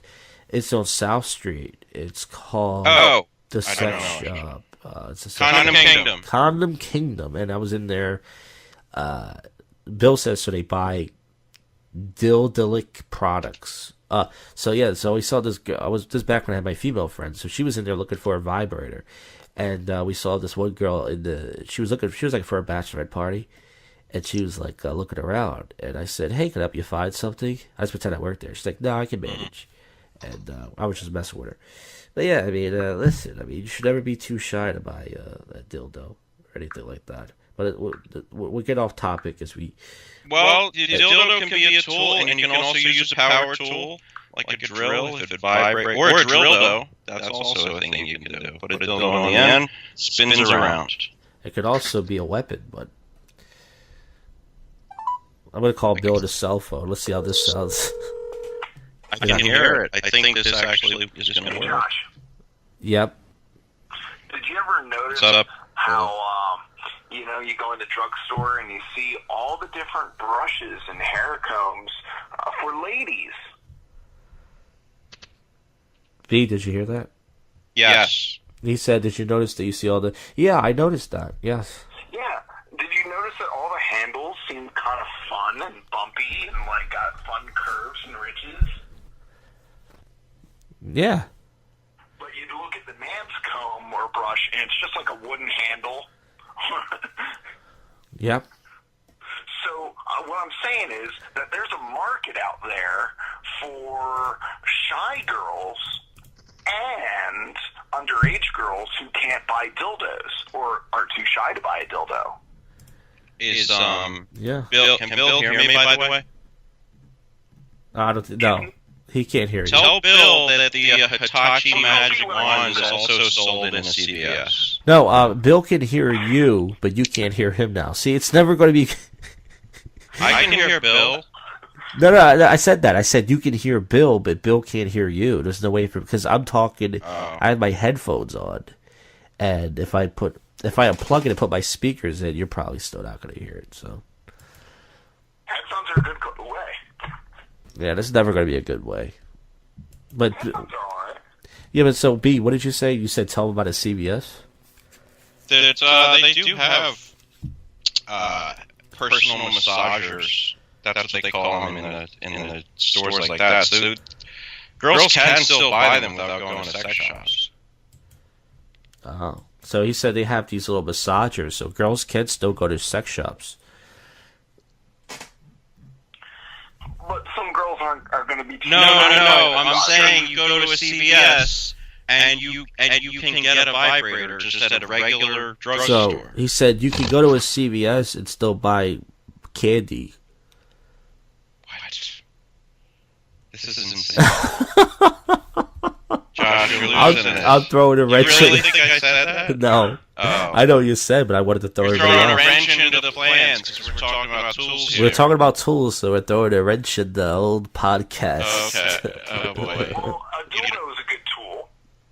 A dildo is a good tool and a good weapon. Yeah. You really scratch that itch. Yeah. With a dildalic property. I think after this clip, I'm going to call you back. I mean, I'm going to leave you on hold, Bill, and I'm going to unplug my headphones, and I'm going to use the speaker and see if that works. That'll be our last resort. Of you. Yeah, you can still hold on your guy. But what else do you have, B? Do you have any other topics you wrote down, or any other? For the tool. TT. Well, I was kind of thinking. I was kind of thinking, like, if there was some kind of homework we could do, as like, let's try this kind of tool type of task and see if we can pull it off. So B wants to know, is there some sort of homework assignment we could do for like a task? I think we should take our computers apart, smash them over our fucking heads because we can't get this audio to work. That's an idea. Yeah, I call it the caveman. But yeah, so that's we're looking for a homework assignment. We're trying to figure it out. But in the meantime, how can people get in touch with the show? All right, so you can get in touch with the show. It's TLND show at outlook.com. Check out our female version of the show coming out soon, Wenches Talking Wrenches. It's going to be a fantastic time. Wrenches Talking Wrenches. Explain. No questions asked. I thought another funny thing was, you know that wait, Bill, have you seen the show? Yeah. Oh, that's right, he has seen the show. When Ian, that's the gay kid, right? Yeah. He's having sex with the bully, and the very first season, the kid is stealing, and you find out that that kid's dad is home.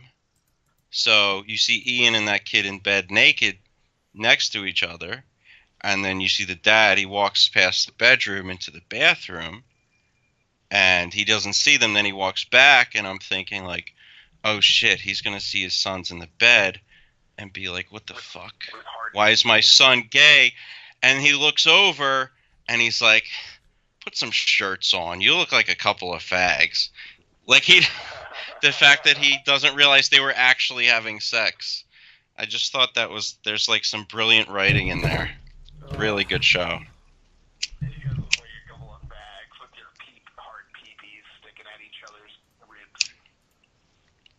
Yeah, like literally, yeah. Till it's a good time show. to have sex. And then like that part where the kid, I forget what the young boy's name is, but he gets in trouble for beating up kids at school, and like the whole episode they're talking about like you got to handle your anger, you can't do this. And then at the end of the episode, he smashes there was that kid who got angry at Lip because he got his test scores invalidated, and then that the young brother smashes that guy's knee with the baseball bat. So that kid at the end of the episode is being carried around like a king for beating someone up, you know, just like earlier on when they were fucking yelling at him. God, I'm really I'm trying to explain this, but I'm not doing too good. It sounds like something's going on over in Josh's studio. You okay over there? Yeah, I was just beating off your description. Sorry. Oh, I thought you were only supposed to beat off to the Josh cast. Oh no, that show doesn't make me come anymore, and I was listening, so I just. It's a shame. Yeah, no, it's okay. Yeah, Shameless. Yep, gotta be shameless. I want to get into more shows, I guess. I'm trying to watch that Jean-Claude Van Johnson, but they don't have it on my site that I get stuff from for free. They don't have it yet. So. How do you guys feel about bank robbery films? I like, you know what my favorite bank robbery film is? The Big Hit. Oh, yeah, The Big Hit. That's pretty good. The Big Hit with Mark Wahlberg, where he plays the guy who's too nice, but he's supposed to be the bad guy, and he has this enemy, Lou Diamond Phillips, who plays a really good bad guy in the movie, and I thought that it's not exactly a big robbery film, like a heist, but it is like kind of like that. I think that's I would count it. Yeah, it's a good movie. But I saw one called The Heist or something 1 years ago, where these guys go on a heist and they got this big operation going. Big robbery films are okay, but I haven't seen all of them. I like the new one, Hell or High Water. That one was really good. It's pretty much like they're freaking. They were gonna inherit a house, but the banks fucking fucked them over. So now they have to like get a certain amount of money to get their old house back. So what they do is they just rob all the bank chains from that particular bank and give them back their own money. And it's a good reflection on like how fucked up society is and how fucked up the banks are, and they're like the new lords and we're the serfs. And and Inside Man. I just watched Inside Man. Have you ever seen that? The show with Morgan Spurlock? It's a bank robbery movie with fucking what's his name, Denzel Washington and Willem Dafoe. Oh. It's a No, I haven't seen it. Nah, I haven't seen it. I thought Spike Lee only made movies about racist crackers. Oh no, man, Spike Lee's a man. Yeah, do the right thing. I don't know. I like Spike Lee. I like how he calls his films joints. Joints. It's a Spike Lee joint. Yeah. Does he call? Yeah, and then when he wants to get high, he's like, "Yo, let me light this film." Ha ha ha. I've been listening to the Chip Chipperson podcast too much lately. By the way, little tip: if you like movies and TV, and you also like that podcast, don't listen to it too soon. Don't watch something too soon after that, because I was watching a TV show, and with my girlfriend, and every time something happened, I'm thinking of some shitty joke to make about it, and she's like, "You gotta stop." So Yeah. You turn into Chip. yeah, I'm like, "What's that? What is her name? Silver? Because she's precious or something?" I don't know, just like stupid jokes like that. I feel like Chip Chipperson is just an excuse for Jim Norton to say like all the shit that's on his mind that he couldn't say otherwise. Yeah, and actually, wasn't he supposed to have I think he's supposed to have a TV show of some kind, like a cartoon based on that character. But yeah, he gets very like there's a lot of self-hatred going on. He's like, Jim Norton's a piece of shit. Like, it's very interesting what happens with that character. Yeah. Well, do you guys have any other TV or films you're trying to check out or you want to check out? That Jean-Claude Van Johnson show sounds interesting. Yeah, it looks good. I gotta get that. My sister watches. I've never been like an anime person. The only anime thing I ever watched was like Pokemon, which everybody watched. But she wants me to check out this show called Sword Art Online.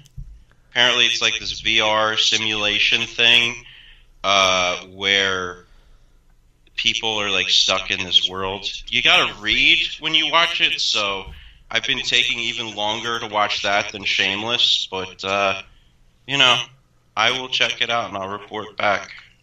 Nice. Reading when you're watching a film. Oh my god, that's the worst. That's a fucking deal breaker with me. Yeah. I only watched the first season of Rick and Morty. It's one of those shows I like. There's certain shows I like I just haven't watched in a while. Like, I like Family Guy, haven't caught up on that. I like Rick and Morty, haven't caught up on that. And I was watching Tosh Point oh and South Park this season. But there are two shows that I like that I also don't watch. There's certain shows, I don't know if I'm bored of them or, like, they're really good, but I just don't. They're not as good as, like, Shameless, where I want to go, I gotta watch it, or Crashing, or Walking Dead. You know what I mean? They're the shows like, okay, there's nothing on TV. Let me see what's on demand. Okay, I'll watch South Park. But Tosh Point oh, like, that show's been on for so long, and it's like, there's a new episode, and I don't even recognize it as being new. It's like, I've seen this? Did I see this? I don't know. It's all the same. I mean, Tosh is great. I fucking like Tosh, but it's no talk soup, man. Yeah, Talk Soup. Well, it's kind of funny because Daniel Tosh did a YouTube version of that show, and then Rob Dyrdek, the skateboarder guy, did the exact thing Tosh was doing, and then Tosh started trashing him, saying he just stole my idea. But Tosh Point oh is a version of Talk Soup, so it's kind of weird, but, I don't. But Rob Dyrdek's jokes are Rob Dyrdek's, like, Tosh has jokes. Rob Dyrdek's just like, oh, damn. Yeah. And then his DJ plays a sound. Fucking retard commentary. Yeah, he doesn't really. He has a personality, but he's no comedian, so that's the problem. He gets some writers to write for him or something, but I don't know. But anyways, should we wrap this up? Yeah, Sure. that's fine. Okay, so this has been TV and Movie Experts, Josh Jack with Bee Lion and guest Bill Miller. Email tlndshow@outlook.com. suggest some TV or movies for us to watch. Nothing that would give us any viruses or anything like that. No FBI warnings. And we'll check it out for you. So subscribe, comment, rate 5 stars if you like. That'd be great. All that stuff. TV and movie experts. See ya. All right. Very good. Yeah, it was okay. Good job. It was okay. All right, now we got Making Friends is Hard. You can intro that if you want. Either one of you. Let Bill do it. Let's see what Bill got. Go ahead, Bill. Okay. All right. There we go. Welcome to Making Friends is Hard, because let's face it, it is. You don't have any friends. Your mom doesn't count. Mm-hmm. Let's talk it through. I'm Bill Miller. This is Josh, Jak and Bee Lion, and we're here to figure out why we don't have friends. So maybe you can figure out why you don't have friends. Oh, come on. I'm pretty sure, Bill, you have lots of friends. You know what? Have you ever heard of Joey Coco Diaz's thing, spiel on Friends? No, I would love to hear it, though. Joey always says, I'm Joey. You gotta have 3 top motherfuckers. All you need is 3 solid motherfuckers, and you can fuck the rest. Wow. That's true. I thought maybe 1 good friend was good enough, but he's saying 3. Yeah, three top dogs. Yeah. And why is that? Why does he say that? I think it's because you could count on less people. Like, it's less people to juggle, less people that really have involved in your life. So it's like, you know, you can all go to the movies. You can all go to the water park, you know. Yeah. But I feel like it's hard to get 1 good friend, so how did you get 3? Well, think of it like this. You know how it's like you go over a party, and it's just groups of 3 or 4 people just all coming together, and it's like, yeah, everyone in the house is friends, but you know, it's like you're only talking to those 3 people. Yeah, but I feel like in groups there are people who get along more than the other. I don't like, even in bars and stuff there might be like 2 people, because here's the thing. I've hung out with these PUA guys, these pickup guys, who are sometimes there's like 3 of them. Like, one guy would just bring 2 of his friends, and if you didn't know us and we're all just laughing, you would think, wow, those guys over there look like good friends. Meanwhile, I just met 2 of them, and then the other one I hardly even know really that much. So I feel like sometimes you can't tell who are, you know, close in groups and such, you know. Yeah, I don't know. Hey, you know what fucking ruins a friendship? Rape.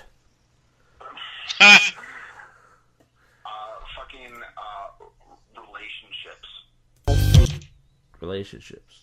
Yeah. You mean like, what do you mean by that? Like, You mean like when your like when a wife? guy will get in a relationship with a girl and then abandon his friends? Yeah, well, yeah, that happens a lot. Yeah. Boy, I'm not going to be sharing this podcast with my friends. Yeah. Yeah, I know you were talking about Sarah, right? She's a real bitch. Oh. I don't know, Sarah. Yeah, she's the one. Sorry, Yeah, you were saying that. It's like, okay, so I had this real good friend, and it's like, all right, we're real good friends, and then he gets a girlfriend. Yeah. And it's like, okay, that, you know, his girlfriend's cool. Right. But then it's like, nah, she's just putting on a face for her boyfriend's friend. And after a while, it's just like, wow, I fucking hate being around my fucking friend's girlfriend. Yeah. Well, I feel like And that's my problem. And to the listeners, you shouldn't have that problem. yeah, I feel like Bee Lion's girlfriend's very nice to me, but then sometimes when we first used to start talking, when we first used to start dating, I'll hear in the background go, hang up on him, hang up, and then she would get on the phone and go, look, Josh, he's gotta go, and hang up, and I would be like, wow, I don't know if that was just mean or not, but I don't think she's mean to me though. I think she's nice.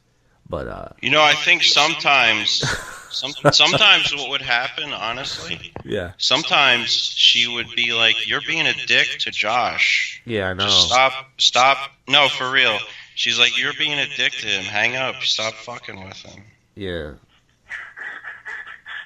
Do you? Yeah, But no, don't say sorry or nothing. but she has to feel at times that I'm being a dick to you, right? Like especially when we did that other podcast we were doing. Remember when I had a chip on my shoulder? Yeah, I do. You don't hold on to stuff.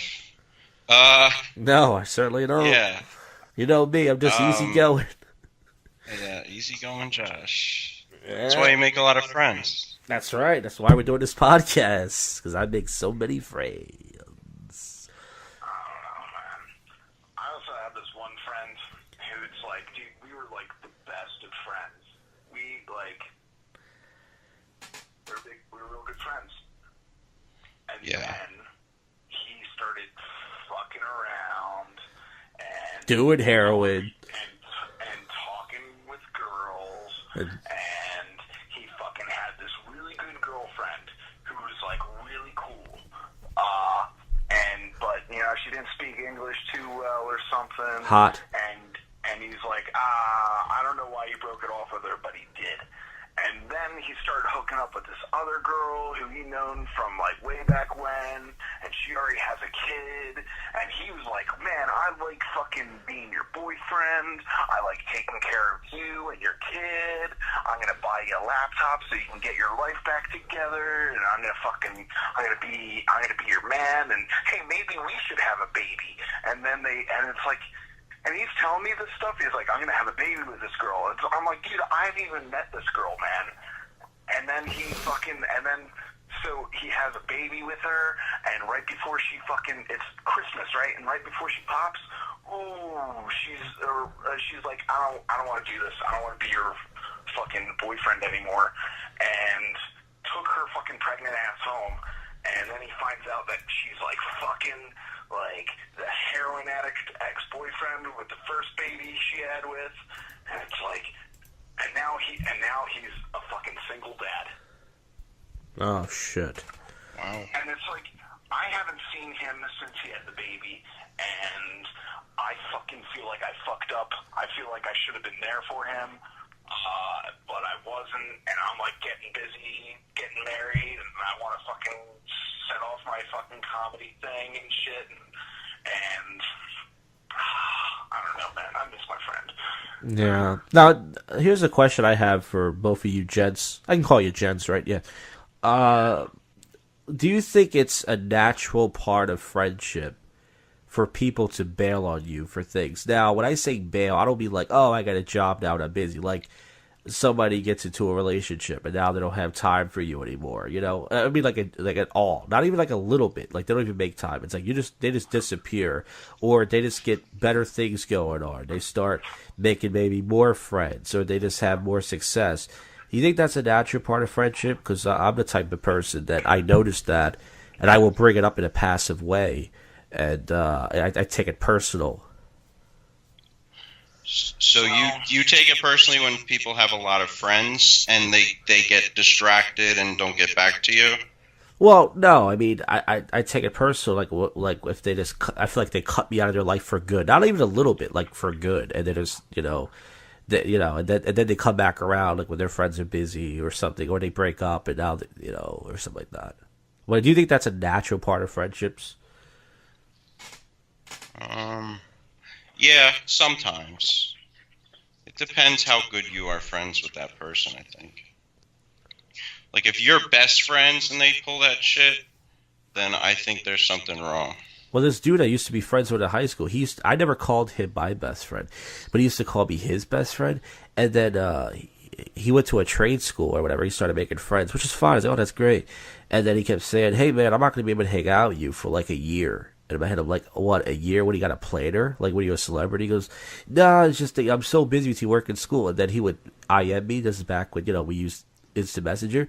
And he'd go, oh, my God, Friday night, I went to the movies and everything. And I was like, oh, yeah, you're so busy. And then he found out I went to a club by myself, and he got jealous. He was like, you went to a club by yourself? We were supposed to go. I said, when? Next year? Like in fucking 2009? I was like, I'm not gonna wait around for you. I said, you got your own friends. You don't want to hang out. And then he made plans to hang out for his birthday, and he didn't text me at all. But he had enough time to go on MySpace and post pictures. He was writing everybody but me, And I deleted him, and they wrote me this long MySpace message and said, "Oh yeah, I could see why you don't have any friends and why you can't get a job and why girls don't like you. I consider you your best friend. You're a piece of shit and all this stuff." And then I just wrote back and said, "Whatever, man." And they wrote me the next day and said, "I can't believe you're acting this way. We were like brothers, man." I'm like, "We're not fucking brothers." Oh, you're bullshit. He expected you to be like, dude, I'm sorry. I'm just going through some stuff, but you kept it real, and you're like, dude, whatever. Yeah, but here's the thing. Here's what I found out. So he would hang out with me. He was a nice guy. But he was a weird guy in the sense he would mainly what we did was because we were I wasn't old enough to go to clubs yet. He's like 2 years older than me. I think he failed 2 years in a row because he was just a bad student. But we would go to malls to talk to girls and stuff. And I guess he liked hanging out with me because I was funny and I would approach girls. And he was a pussy. And the weird thing was he was a good looking guy. And he girls would smile at him. He wouldn't say anything. Maybe he was gay looking back at it now. I don't know. He would make plans 3 weeks in advance. He'd go, "Hey, I can't hang out with you this week. I can't hang out with you next week, but the week after." I never had somebody do that, like make plans 3 weeks. And then he would cancel sometimes. And what I found out was he had a best friend that lived next door to him, and he only hung out with me when he wasn't around. So if he would, if that guy would cancel him, he'll write me out the blue. "Hey, you want to hang out this week? You want to go to the mall Saturday, meet some girls, approach some girls?" I'm like, "Oh, I thought you were busy for like 3 weeks." No, I'm free. And then the vice versa. If his friend was around, "Oh yeah, I can't hang out this week." He told me one time, "I can't hang out with you. I'm going grocery shopping with my mom." I said, "All day?" He said, "Yeah, well, it takes 3 hours to buy breakfast food or something." What the fuck? I said, "Dude, I've gone grocery shopping with my parents on Thanksgiving Eve when the market was super packed, and even we got out of there like an hour and a half." I said, the whole day. And then I just realized he was just some full of shit guy. He was just using me, and he just, he was just a fucking dope. Dude, that's like the same excuse my grandma made. She's like, "I can't come to your birthday. I gotta go to the dollar store." Like, I hate when people can't even come up with good excuses. It's absurd. Yeah.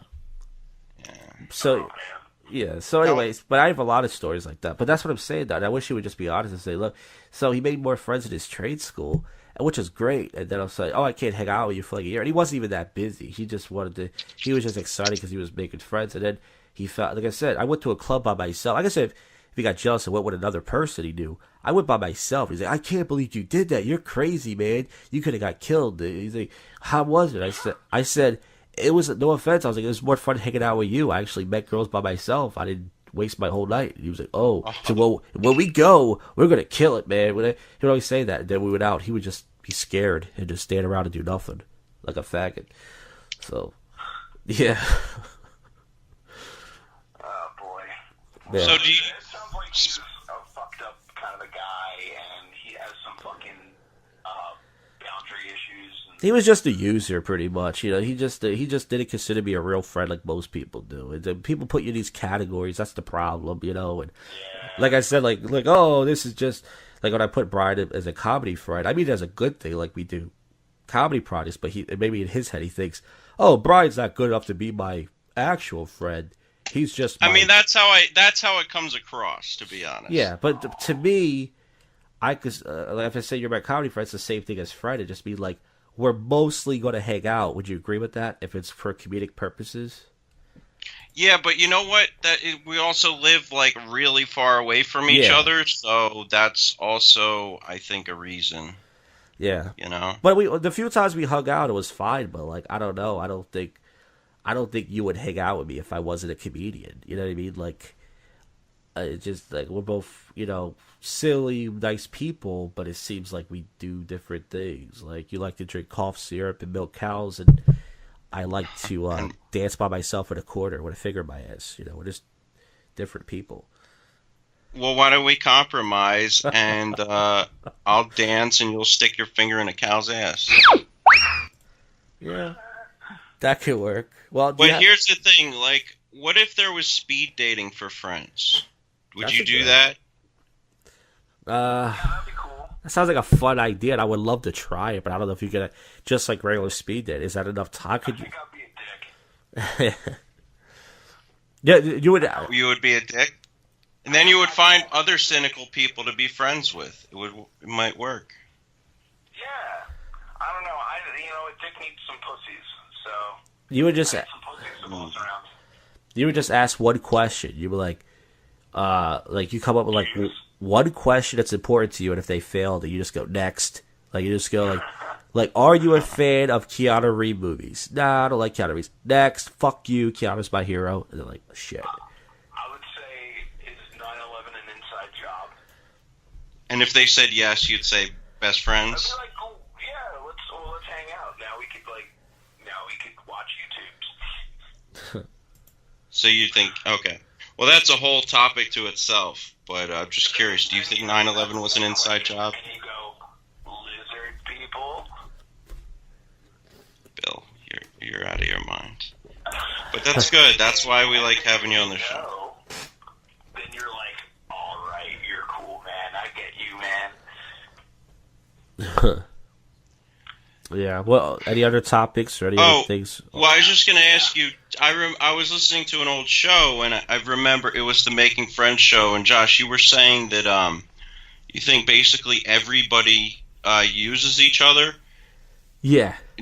So when you say that, do you mean that in a negative context, like everybody's out to fuck you over, or do you mean like everybody has a benefit? That's why they want to hang out with you, because you offer them something. Yeah, I feel like that's just how people... It's just human nature. It's not a black thing, a white thing, or a female-male thing. It's just like, value is the term I use. Like, what value do you get from hanging out? If you have nothing to offer, chances are you're not going to have much friends. You can be the nicest person in the world, because anybody can be nice. That's the problem. And just like when it comes to girls, anybody can be nice, but that doesn't equal attraction. So it's like, I could have a shitty standoffish personality, but if you don't have a car or something, and all of a sudden I could ride you around, and please hang out with me. I'll drive you around. I'll pick you up, drive you home. Okay, now you got some value. Now I can hang out with this guy. I feel like some people do it maliciously, some people don't. But I like to ask the person. But what about if you have a good personality and you just enjoy, someone with a good personality? But isn't that what they offer? That's what we all think. But I psychoanalyze things too much, and that's what I'm trying to say. Like the bouncers at this bar, they told me, you think too much, you're trying to be like a therapist. I said, yeah, I do overthink things, but it's the truth sometimes. Sometimes it is the truth. And when I call somebody out on something, they go, oh man, you remember that? Like they get mad. I go, well, it happened. You did say this, or you did do that. And I'm not trying to do it to be a dick, but it's like, yeah, like if I don't hear somebody for 3 months, and then all of a sudden they want to hang out, I like to know, like, well, where were you the last 3 months, And they say, oh yeah, I was dating this girl, we broke up. I go, oh, so you're only hanging out with me because she's not around. They go, no, man, no. And it's like, it's the truth. And I'm not trying to be a dick. It's like, I get it. But if you were still with that girl now, you wouldn't call me. And that's all I'm trying to say. I guess I like to make people admit shitty things because I like to torture myself and I like to hear it because I'm a sick. I got a question then. Let's say they did get distracted by a girlfriend, or let's say they did it, like get distracted by a group of friends. So what? Well, you have somebody to hang out with, right? Yeah. Isn't that the real thing you're looking for? Is like friends to hang out with? Yes and no. So just what you said before. You said, what if it's just somebody with a good personality looking to hang out with somebody with a good personality? That's what I'm looking for. I'm trying to see, is this person, it's like a friend test, and, it's like, it doesn't make you a bad person, but it's like, I want to see if this person actually wants to just hang out with me to hang out with me. You know what I mean? It's like that. And it's like, if they don't, I'll still hang out with them if I like them. But in my head, I'm like, okay, and I can't get over it. That's why I said, I know I'm crazy. So what do you think people use you for? I don't have anything to offer. I don't have a car. I don't have drugs. I don't have girls. I don't have anything. But I think it's more like I'm the type of guy that people hang out with when they have nobody else. You know what I mean? Like if you have good friends, let's say you have really cool friends. One guy's hanging out with his girlfriend. Another guy is sick. And then another guy, he's out on vacation or he's away. Oh, fuck, I guess I gotta call Josh. Really don't want to hang out with that guy, but fuck, he's the only one around. Hey, Josh, how you been? What are you doing? Let's go to. So, like I said, I'm a very cynical person. And, Josh, I think you need to smoke some weed. I think, Bill, would you agree Josh needs to smoke some weed? I wouldn't. Yeah. It might make me even more paranoid and fuck. Now, see, I'm paranoid already, so why smoke? No, we gotta get you the right strain so you can just chill and be relaxed. I feel like the way you talk about how like worried you are, it just seems like a nightmare. Like just you never get a break from these thoughts. I know, because that's how I am. That's what I'm saying. Like if someone texts me, I could just say, sure, let's hang out. But I want to argue first and go, you're just using me. And then the person goes, where did that come from? Something tells me that like you're gonna have a lot of friends and a lot of sex. Yeah. In your 40s. It's going to be the opposite. Well, because that's... Now, why do you say that? Why do you say in his 40s? That fucking bar is just gonna like lower for a lot of women, and you're just gonna fit in there, and you'd be like, hey, I haven't been tossed around. I don't have like fucking crazy baggage or debt. I'm fucking Josh Jackaboo, and I got a cool place to go to on Wednesday night. Well, listen, I could have way more friends in my life, right? If I did it the Bee Lion way, just go, sure, I'll hang out with you. I'm not to say it's a bad thing. I respect your, just easygoing way, but every single person that I could name who I stopped being friends with was not a true friend. There was somebody who, just like the girl used to be friends, we had a good friendship, and it ruined because she wanted to move in with me, and she treated me like a piece of shit. And if we were to move in together, we would still be friends today. But she asked me to move in, and she could have done whatever the fuck she wanted, and she treated me like a shithead. And I couldn't stay in the same room with her. That's the main reason why I moved out. I said, I can't be in the same... when she came home at night from work at 11, if I still wanted to watch TV, I would purposely go to bed early. I couldn't be in the same room with her. I couldn't stand there. I said, I hate this fucking cunt. It felt like I was married to somebody that I wasn't fucking, I was just like, I fucking hate you. You asked me to move in with you. I move out. I'm finally on my own, and you're making this so fucking difficult for me. And it's like she wasn't a true friend, And what was the... Yeah, go ahead. No, that's it. I was just saying she wasn't a true friend. I thought she was, but she wasn't. She was a manipulative cunt who just wanted to use as many guys as... And I knew that, but I thought that she knew how important it was. She used me because she knew how important it was for me to get out of my parents' house. I told her I keep fighting with my parents. We're screaming and arguing. I'm depressed. And then she texted me one day and said, hey, you still want to get out of your parents' house? We can move in together. And I knew it was a bad idea, but I was dumb. And she knew how important it was to me, and she just didn't want to hang out. She said, oh, if we move in together, it'd be fun. We could hang out. And she didn't want to hang out with me. We didn't even talk. It felt like I was just living with somebody. I didn't even know. She was just a fucking piece of shit, and I hope she's fucking dead right now. So were you felt like she was using you to basically get half the rent paid? Yeah, but the thing is, she made good money. She made like 3 times as much as me. She had some sort of master's degree. It's a job, which is rare for a black girl. And she was making like $900 a week, and she didn't need me. She had her own place. She only wanted to move out because they went up on the rent. So she used me to pay half her rent, and I guess whatever. And everything in the place was pretty much hers. I had no room for any of my stuff. I had my own room, but the TV, everything was hers. The TV, the couch, which is cool. I had to buy stuff, but it was pretty much I was living with her, and it was just I'm glad it happened because I learned about that experience. I learned about being on my own. And stuff. But I'm saying that this, not just that, but in general, it's like the people I cut out of, every person I cut out of my life was for a reason. They weren't true friends. And making friends is hard. Making true friends is hard, everybody. I have this one friend who's living in an apartment with a girl who he's not having sex with. And it's funny because he's the one that gets the groceries, and I'm sure they both pay for groceries, but he's the one that does it. And and he comes home with all the groceries, and she's like, "Did you get the water? Oh no! Did you get this?" And then he's like, "Yep, I got it all. And now I'm gonna make chicken and Okay, so he was a simp pretty much. He was just a beta male type of guy. He wanted to do anything. See, There's nothing wrong with that. So he's like There pussy is- no, whipped there is without some- the pussy? Say that again? I said he's pussy whipped without the pussy.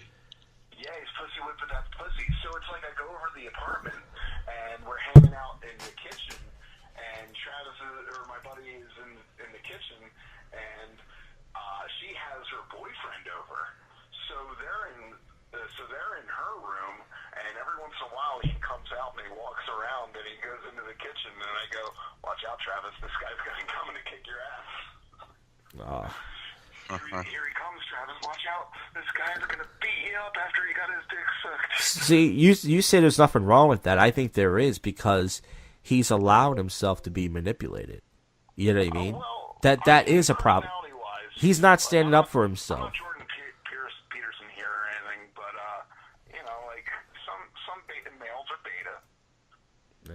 and that's they gotta find their little fucking bitch Yeah. nook. Yeah, they got to learn and they got to get out of it. But I'm saying that to say there's nothing wrong with that, I think there is. But like I said, our situation with me and the girl, we never fought about rent or anything.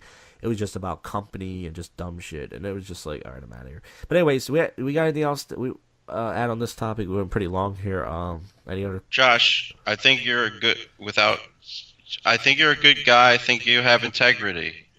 But I wonder if you just gotta smoke some weed. That's all I'm saying. Maybe. Well, Smoke some weed. Fucking just go to. I don't know.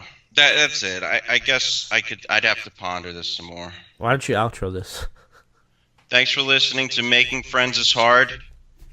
Obviously, if you listen to this episode, you can understand why it's so hard to make friends. Because people are shitty, people are confusing. Tell us your story. Email us and we'll try and help you out like Dr. Phil. TLNDshow@outlook.com. We'd love to hear from you. All right, we're not gonna be able to finish all these topics tonight. I think we got like 1, 2, 3, 4, 5, 6 left.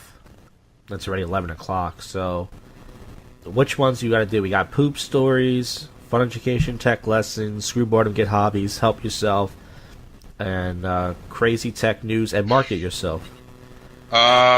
I have a handful of things about help yourself. All right. I hear some hesitation there. Well, Let's do it. I wanted to do poop stories, but we could do that afterwards, maybe. Let's do help yourself. Go ahead. There's a lot of crappy advice out there when it comes to self-help. This is a show where we aim to provide the non-crappy life advice. It's the silly podcast with a purpose. You're listening to Help Yourself with Josh, Jak, Bee Lion, and Bill Miller. So, I'm curious. If either of you guys ever pursued, like, professional help? Say, like, going to a therapist or something like that. Yeah, I used to see a child therapist. Really? Oh, when you were a kid?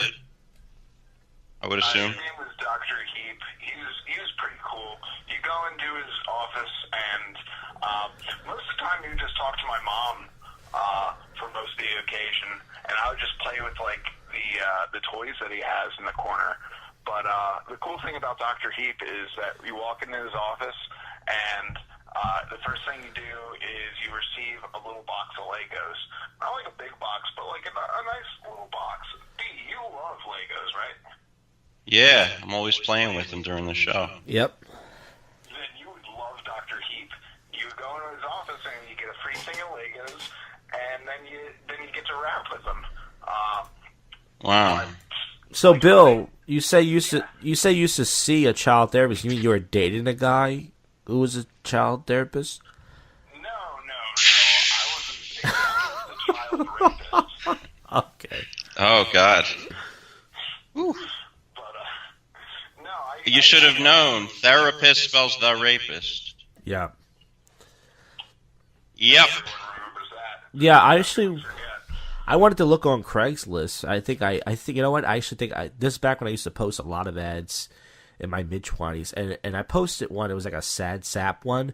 I wanted an honest opinion because I was, failing with the girls, and I was like, I think the title was like, "What's wrong with me?" And I said, I think I'm a good guy. I don't do drugs. So this one girl wrote me. I think she was a therapist. At least she said she was, and she said, "Let me see a picture of you." And I put a picture up, and she said, "Well, you don't look like you don't look crazy or anything. You don't look like you're weird or wacky. I don't see why you have trouble." And I think I actually wrote her back and say, "Hey, if you're a therapist in training, why don't you give me some free therapy? Why don't you do my podcast?" But she wasn't interested. But I wanted to get some podcast therapy, like I was Joe Matarese or some shit. Does he still do that show? Yeah, well, You should have just said like, hey, so you're a therapist. Would you like to come on my talk show and like answer some questions and like kind of trick her into doing it? I don't have the charm you have, Bill. I just said it kind of, my way. Yeah, I think you do if you put your mind into it. You're a little manipulative mind to it. How am I manipulative? I was honest and I brought it right up.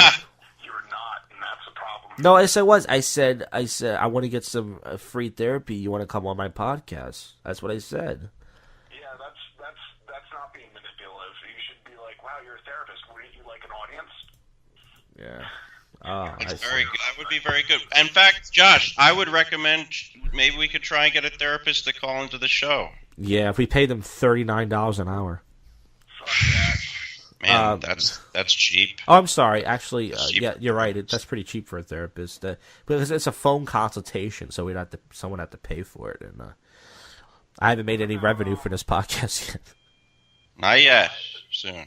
Next episode. We can't even get the audio right, for Christ's sake. Go ahead, Bill. Do you guys like to look up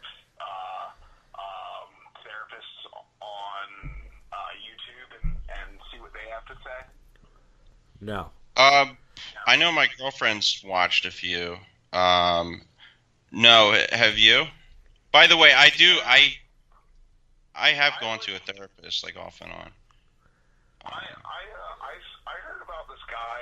He's like really his name's being passed around a lot on the internet lately because of all the controversy he has. But he's this Canadian psychotherapist called Jordan Peterson, and he was on Joe Rogan's podcast like 3 or 4 times.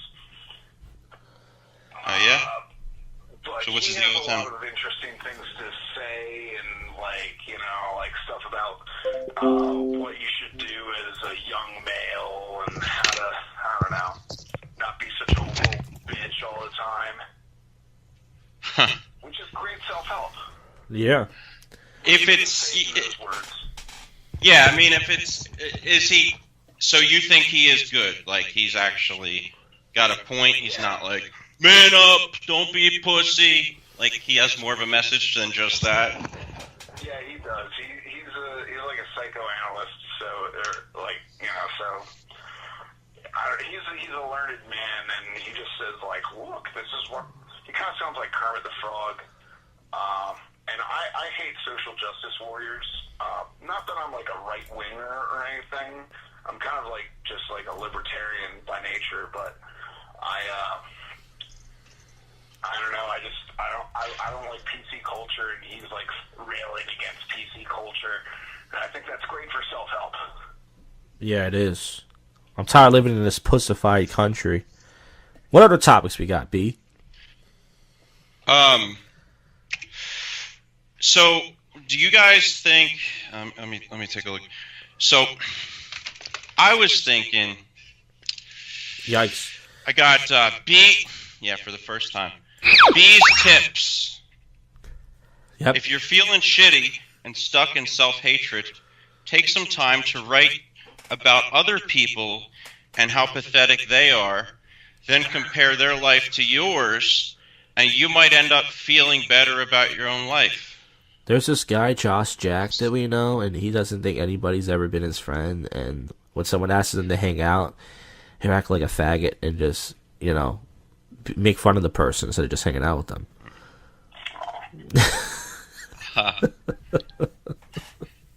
that's your therapy. Just listen back to the show and listen to how much. Would you say that you hate yourself?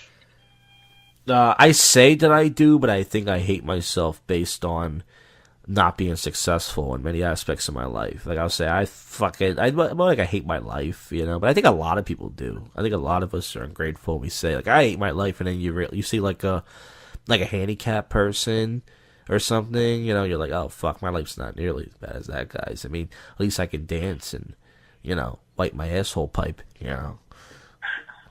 I had this one friend who started seeing a therapist, and the next time I hung out with him, he started acting like that therapist, and like, you know, he was like fucking peeling me down and like making me cry, and was like, oh my Bill, God. do you hate yourself?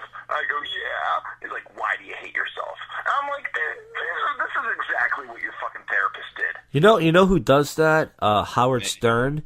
Because Howard Stern's been going to therapy for like 20-something years. 20-something years. Yeah, and of course that rubs off on him. Yeah, and one time I was listening to him. He was talking to one of his staff members. He goes, you know, the other day, you know what you did? He's like, you left a bottle of water on the counter. And I figured out why you did that. You did that because you need attention. That's what it was. It's like a baby, you know? You left the water there, and I'm thinking maybe the guy just left the water there because he was on the air, you were busting his balls, and he actually forgot it. Maybe there's no psychological meaning to it, you know? Maybe he just actually left the fucking water on the thing. Yeah.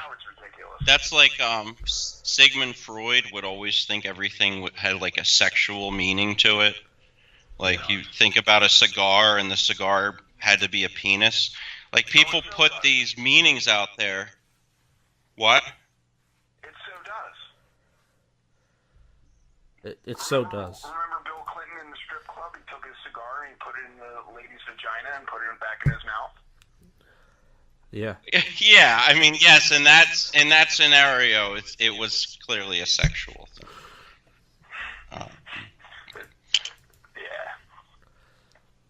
Yeah, I mean, in that case. Now, do you guys have, speaking of, like, cigars, do you guys have, not really speaking of cigars, but do you guys have vices, like you know, things that you do to cope with life? Yes. What would they... First thing in the morning, I jerk off. I thought you had sex, so it's either one, right? Well, I prefer to jerk off. Really? Yeah. Now, why not have sex with your lovely wife instead of jerking off? She's a cranky in the morning, and I'd rather just come on her butt. Ah. So now you didn't say jerking off on somebody. Now that makes it sound better. So you left out the best part there. Yeah, but like, you know, it's like I'm only coming on her butt because the tissues are on her side. Yeah, I'm one of those people. I don't know. Like I drink, but I don't need to drink. It's weird. Like I drink because I like it, but if I wanted to, I can go as like out without any alcohol. But I just drink because I want to, you know. And then Friday night, I wasn't going to drink. Like I said, these Mexican guys got me loaded, and I just took it because they were hanging out with me and being nice to me. And I could have said no, but I was like, well, it's free beer. They bought me like probably like fucking, I don't know, $50, $60 worth of booze. So I just drunk it. What about you? Now, Bee Lion, you said you're off substances except semen. Yeah. What exactly, how do you get through life now? When it gets really stressful and you feel like you want to take a drink, you want to drink cough syrup and pills, what do you do now? Do you meditate? What do you do? Look at you. Fantastic question.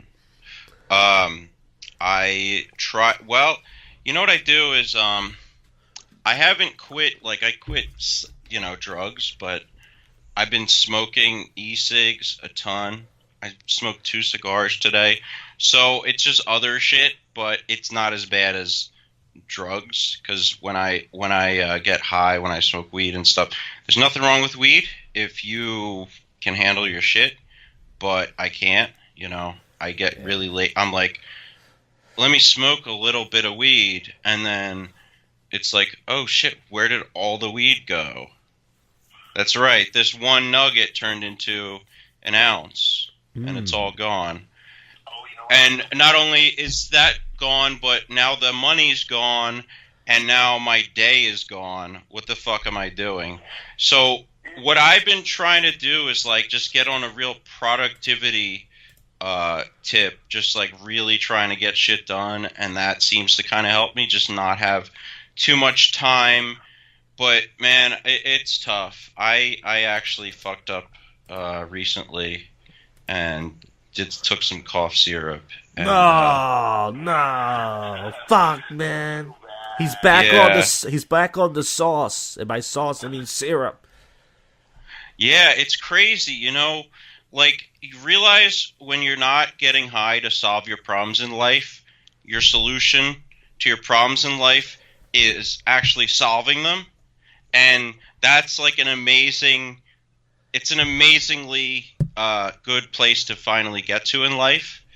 But man, after slipping up that one time and getting high again, now when I get stressed out, I don't go to a problem solving state of mind. I again just go to, I can get high and not think about this. So, and that's a problem. Syrup or what? Was this codeine syrup? No, not even that. Not even scissor. Just DXM cough syrup. Delsim. Delta? What is that? Yeah, Delsim is like Robitussin. It's DXM.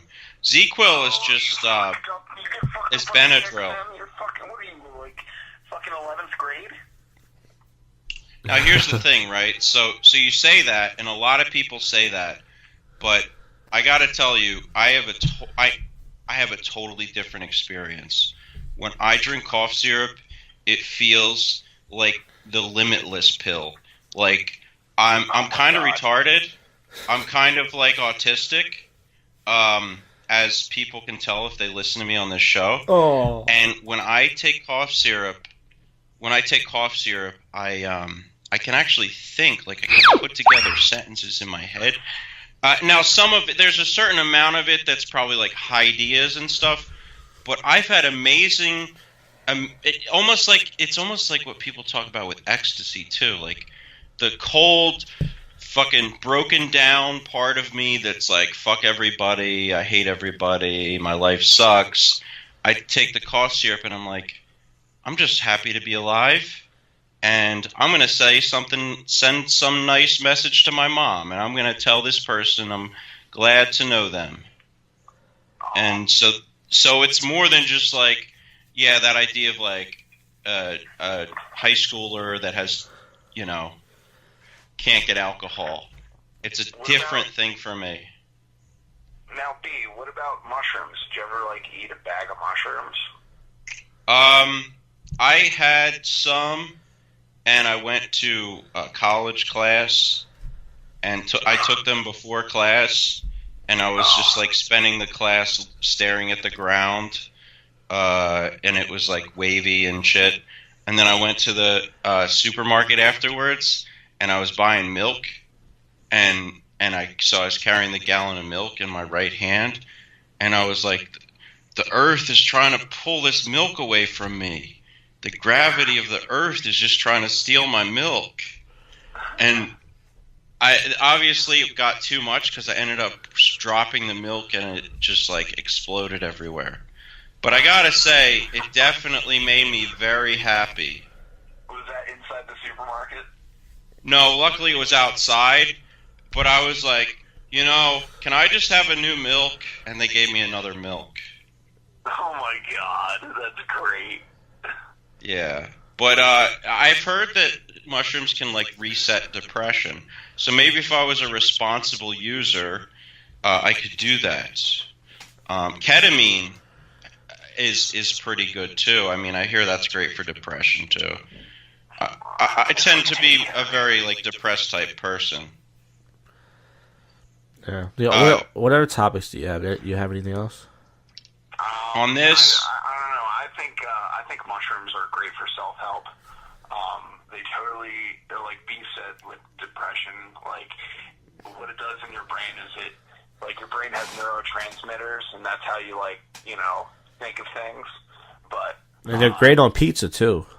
It's like, yeah, they're great on pizza. Like, see, the neurotransmitters, it's like a web inside your brain of like all these little electron fucking sparks flying. But if you redirect the network, you can now you have another way of looking at it. Yeah. You know, you have more connections in your brain.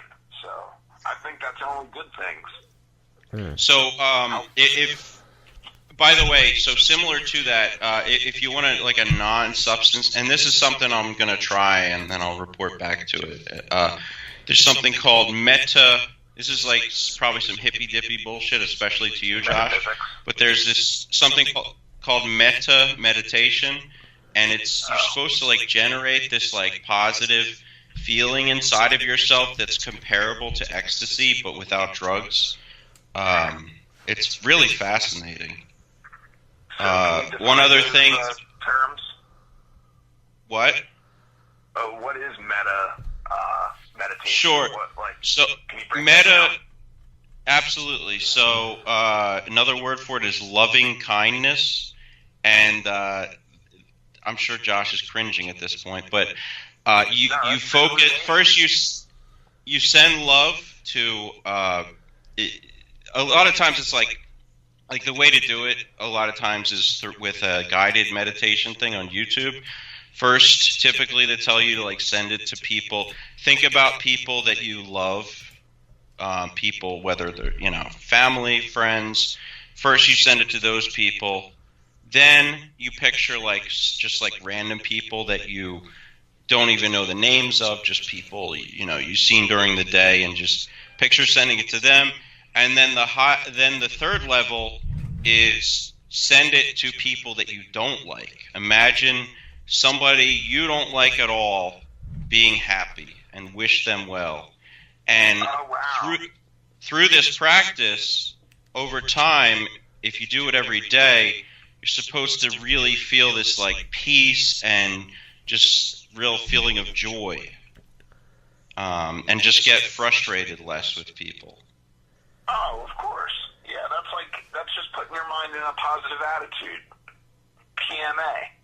You're meditating on dude, I like that idea about meditating good vibes on people you don't like. That's really neat.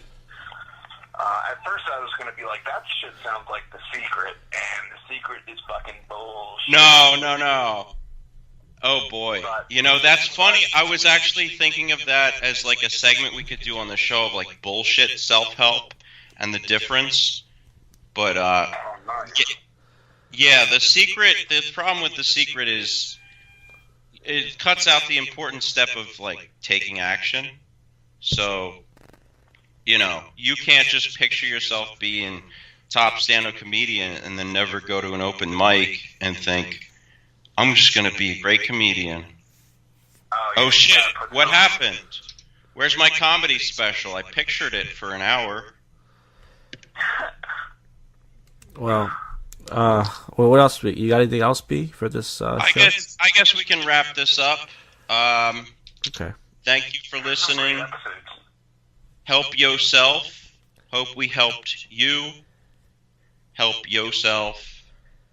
Thanks for listening. Practice gratitude. We're grateful that you're listening. Email us at tlndshow@outlook.com. Thanks for listening. Yeah, so I feel like we could have, you guys, the old Jesus podcast, you guys went too long. I'm glad. I had no problem that you guys talk and stuff, but I thought, you guys went way too long on that. We could have did like 2 more, but I think I'm done for tonight, man. I'm just tired, and we got like 5 more topics left, and we're not. No problem.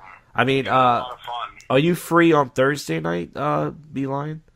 Now I should be. Well, I was thinking about Thursday night. If you're free, we can finish the other 5 and maybe whatever, do other stuff. But yeah, so Thursday night's down possible. for that. Yeah, if we could find a way to do this in person, I mean that would be cool too. But that's gonna require figuring out. I mean, if they would let us do that over at the cabaret, that would be really cool. Yeah, I can ask, and actually, if Will Fitz can probably come because he's going to New York for Wednesdays, for his improv thing, and he goes to the cabaret either Tuesday or Thursdays to hang out with the bartender, so I can talk to him, and if he's there, the bartender would definitely let us use the showroom, and then maybe we can all, I can bring my 2 mics, and if you have a mic, that's 3, and then, one person, 2 people can share a mic. Possibly Bill wants to come out, and whatever, and we can do a show, so. Yeah, that sounds good. I'm down with that. Yeah, have some drinks or whatever, or well, in your case, you could have a cherry Coke, and it'd be fun. Yeah. Yeah, why not? All right, so we usually. Oh, go ahead. What did you say? I'm sorry. What? Are you about to say something? I cut you off. Go ahead. No. I think my mouth was just making noises because I have Tourette's. Well, I was going to say that I hate to be a pussy, but this will end the True Life Not Doritos podcast. Special thanks to Bill Miller, as always, for adding his wacky comedic insight on things and his interesting points. And also Rod Goat Sperlin for, taking 10 minutes of his so-called busy show business life to sort of do the show. But he did. Oh, my God. that was fucking great having Goat on there. Like, hearing the fucking shit you're asking him, that was fucking so fucking funny. Yeah, it's a shame. I wish I had you on. If I was thinking to call you on the phone, it would have been great to have you on. Fine. But, yeah. It was great to listen. Yeah, Goat's good on... It was the best episode ever. Goat's good on podcasts, but you got to bring it out of him. Certain people, they want to do things, and he's one of those guys that, and he doesn't ever thank me. That's one thing I'm sad about. I've done open. I've got this guy to do other open mics, and another thing that I've done for him is I watched his old sets, which most people say that he's a terrible comedian, but I think he's funny. And I've told him to do jokes that he did that I thought hilarious, and he brought them back and they killed. And he never once said thank you to me. You think that someone would say, "Thank you so much, man. That joke you told me to do, it killed." He would just do it, and then I'm like, I don't know. He's okay guy, but anyways.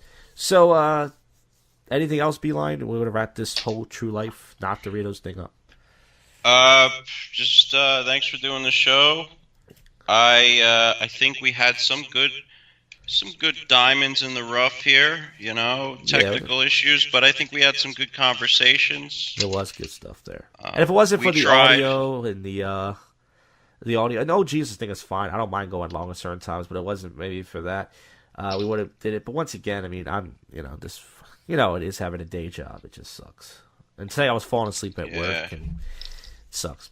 But anyways, this has been another installment of True Life Not Doritos. A bonus episode is possible this Thursday. So if you're listening to this and you want to, go on, we're going to be live again on the Josh Jack YouTube channel. So opportunity for you folks to call in, hang out, and any topics or anything, and we'll do it. So this is True Life, Not Doritos. We're out of here. We're out of here. We're out of here. We're out of here. We're out of here. We're out of here.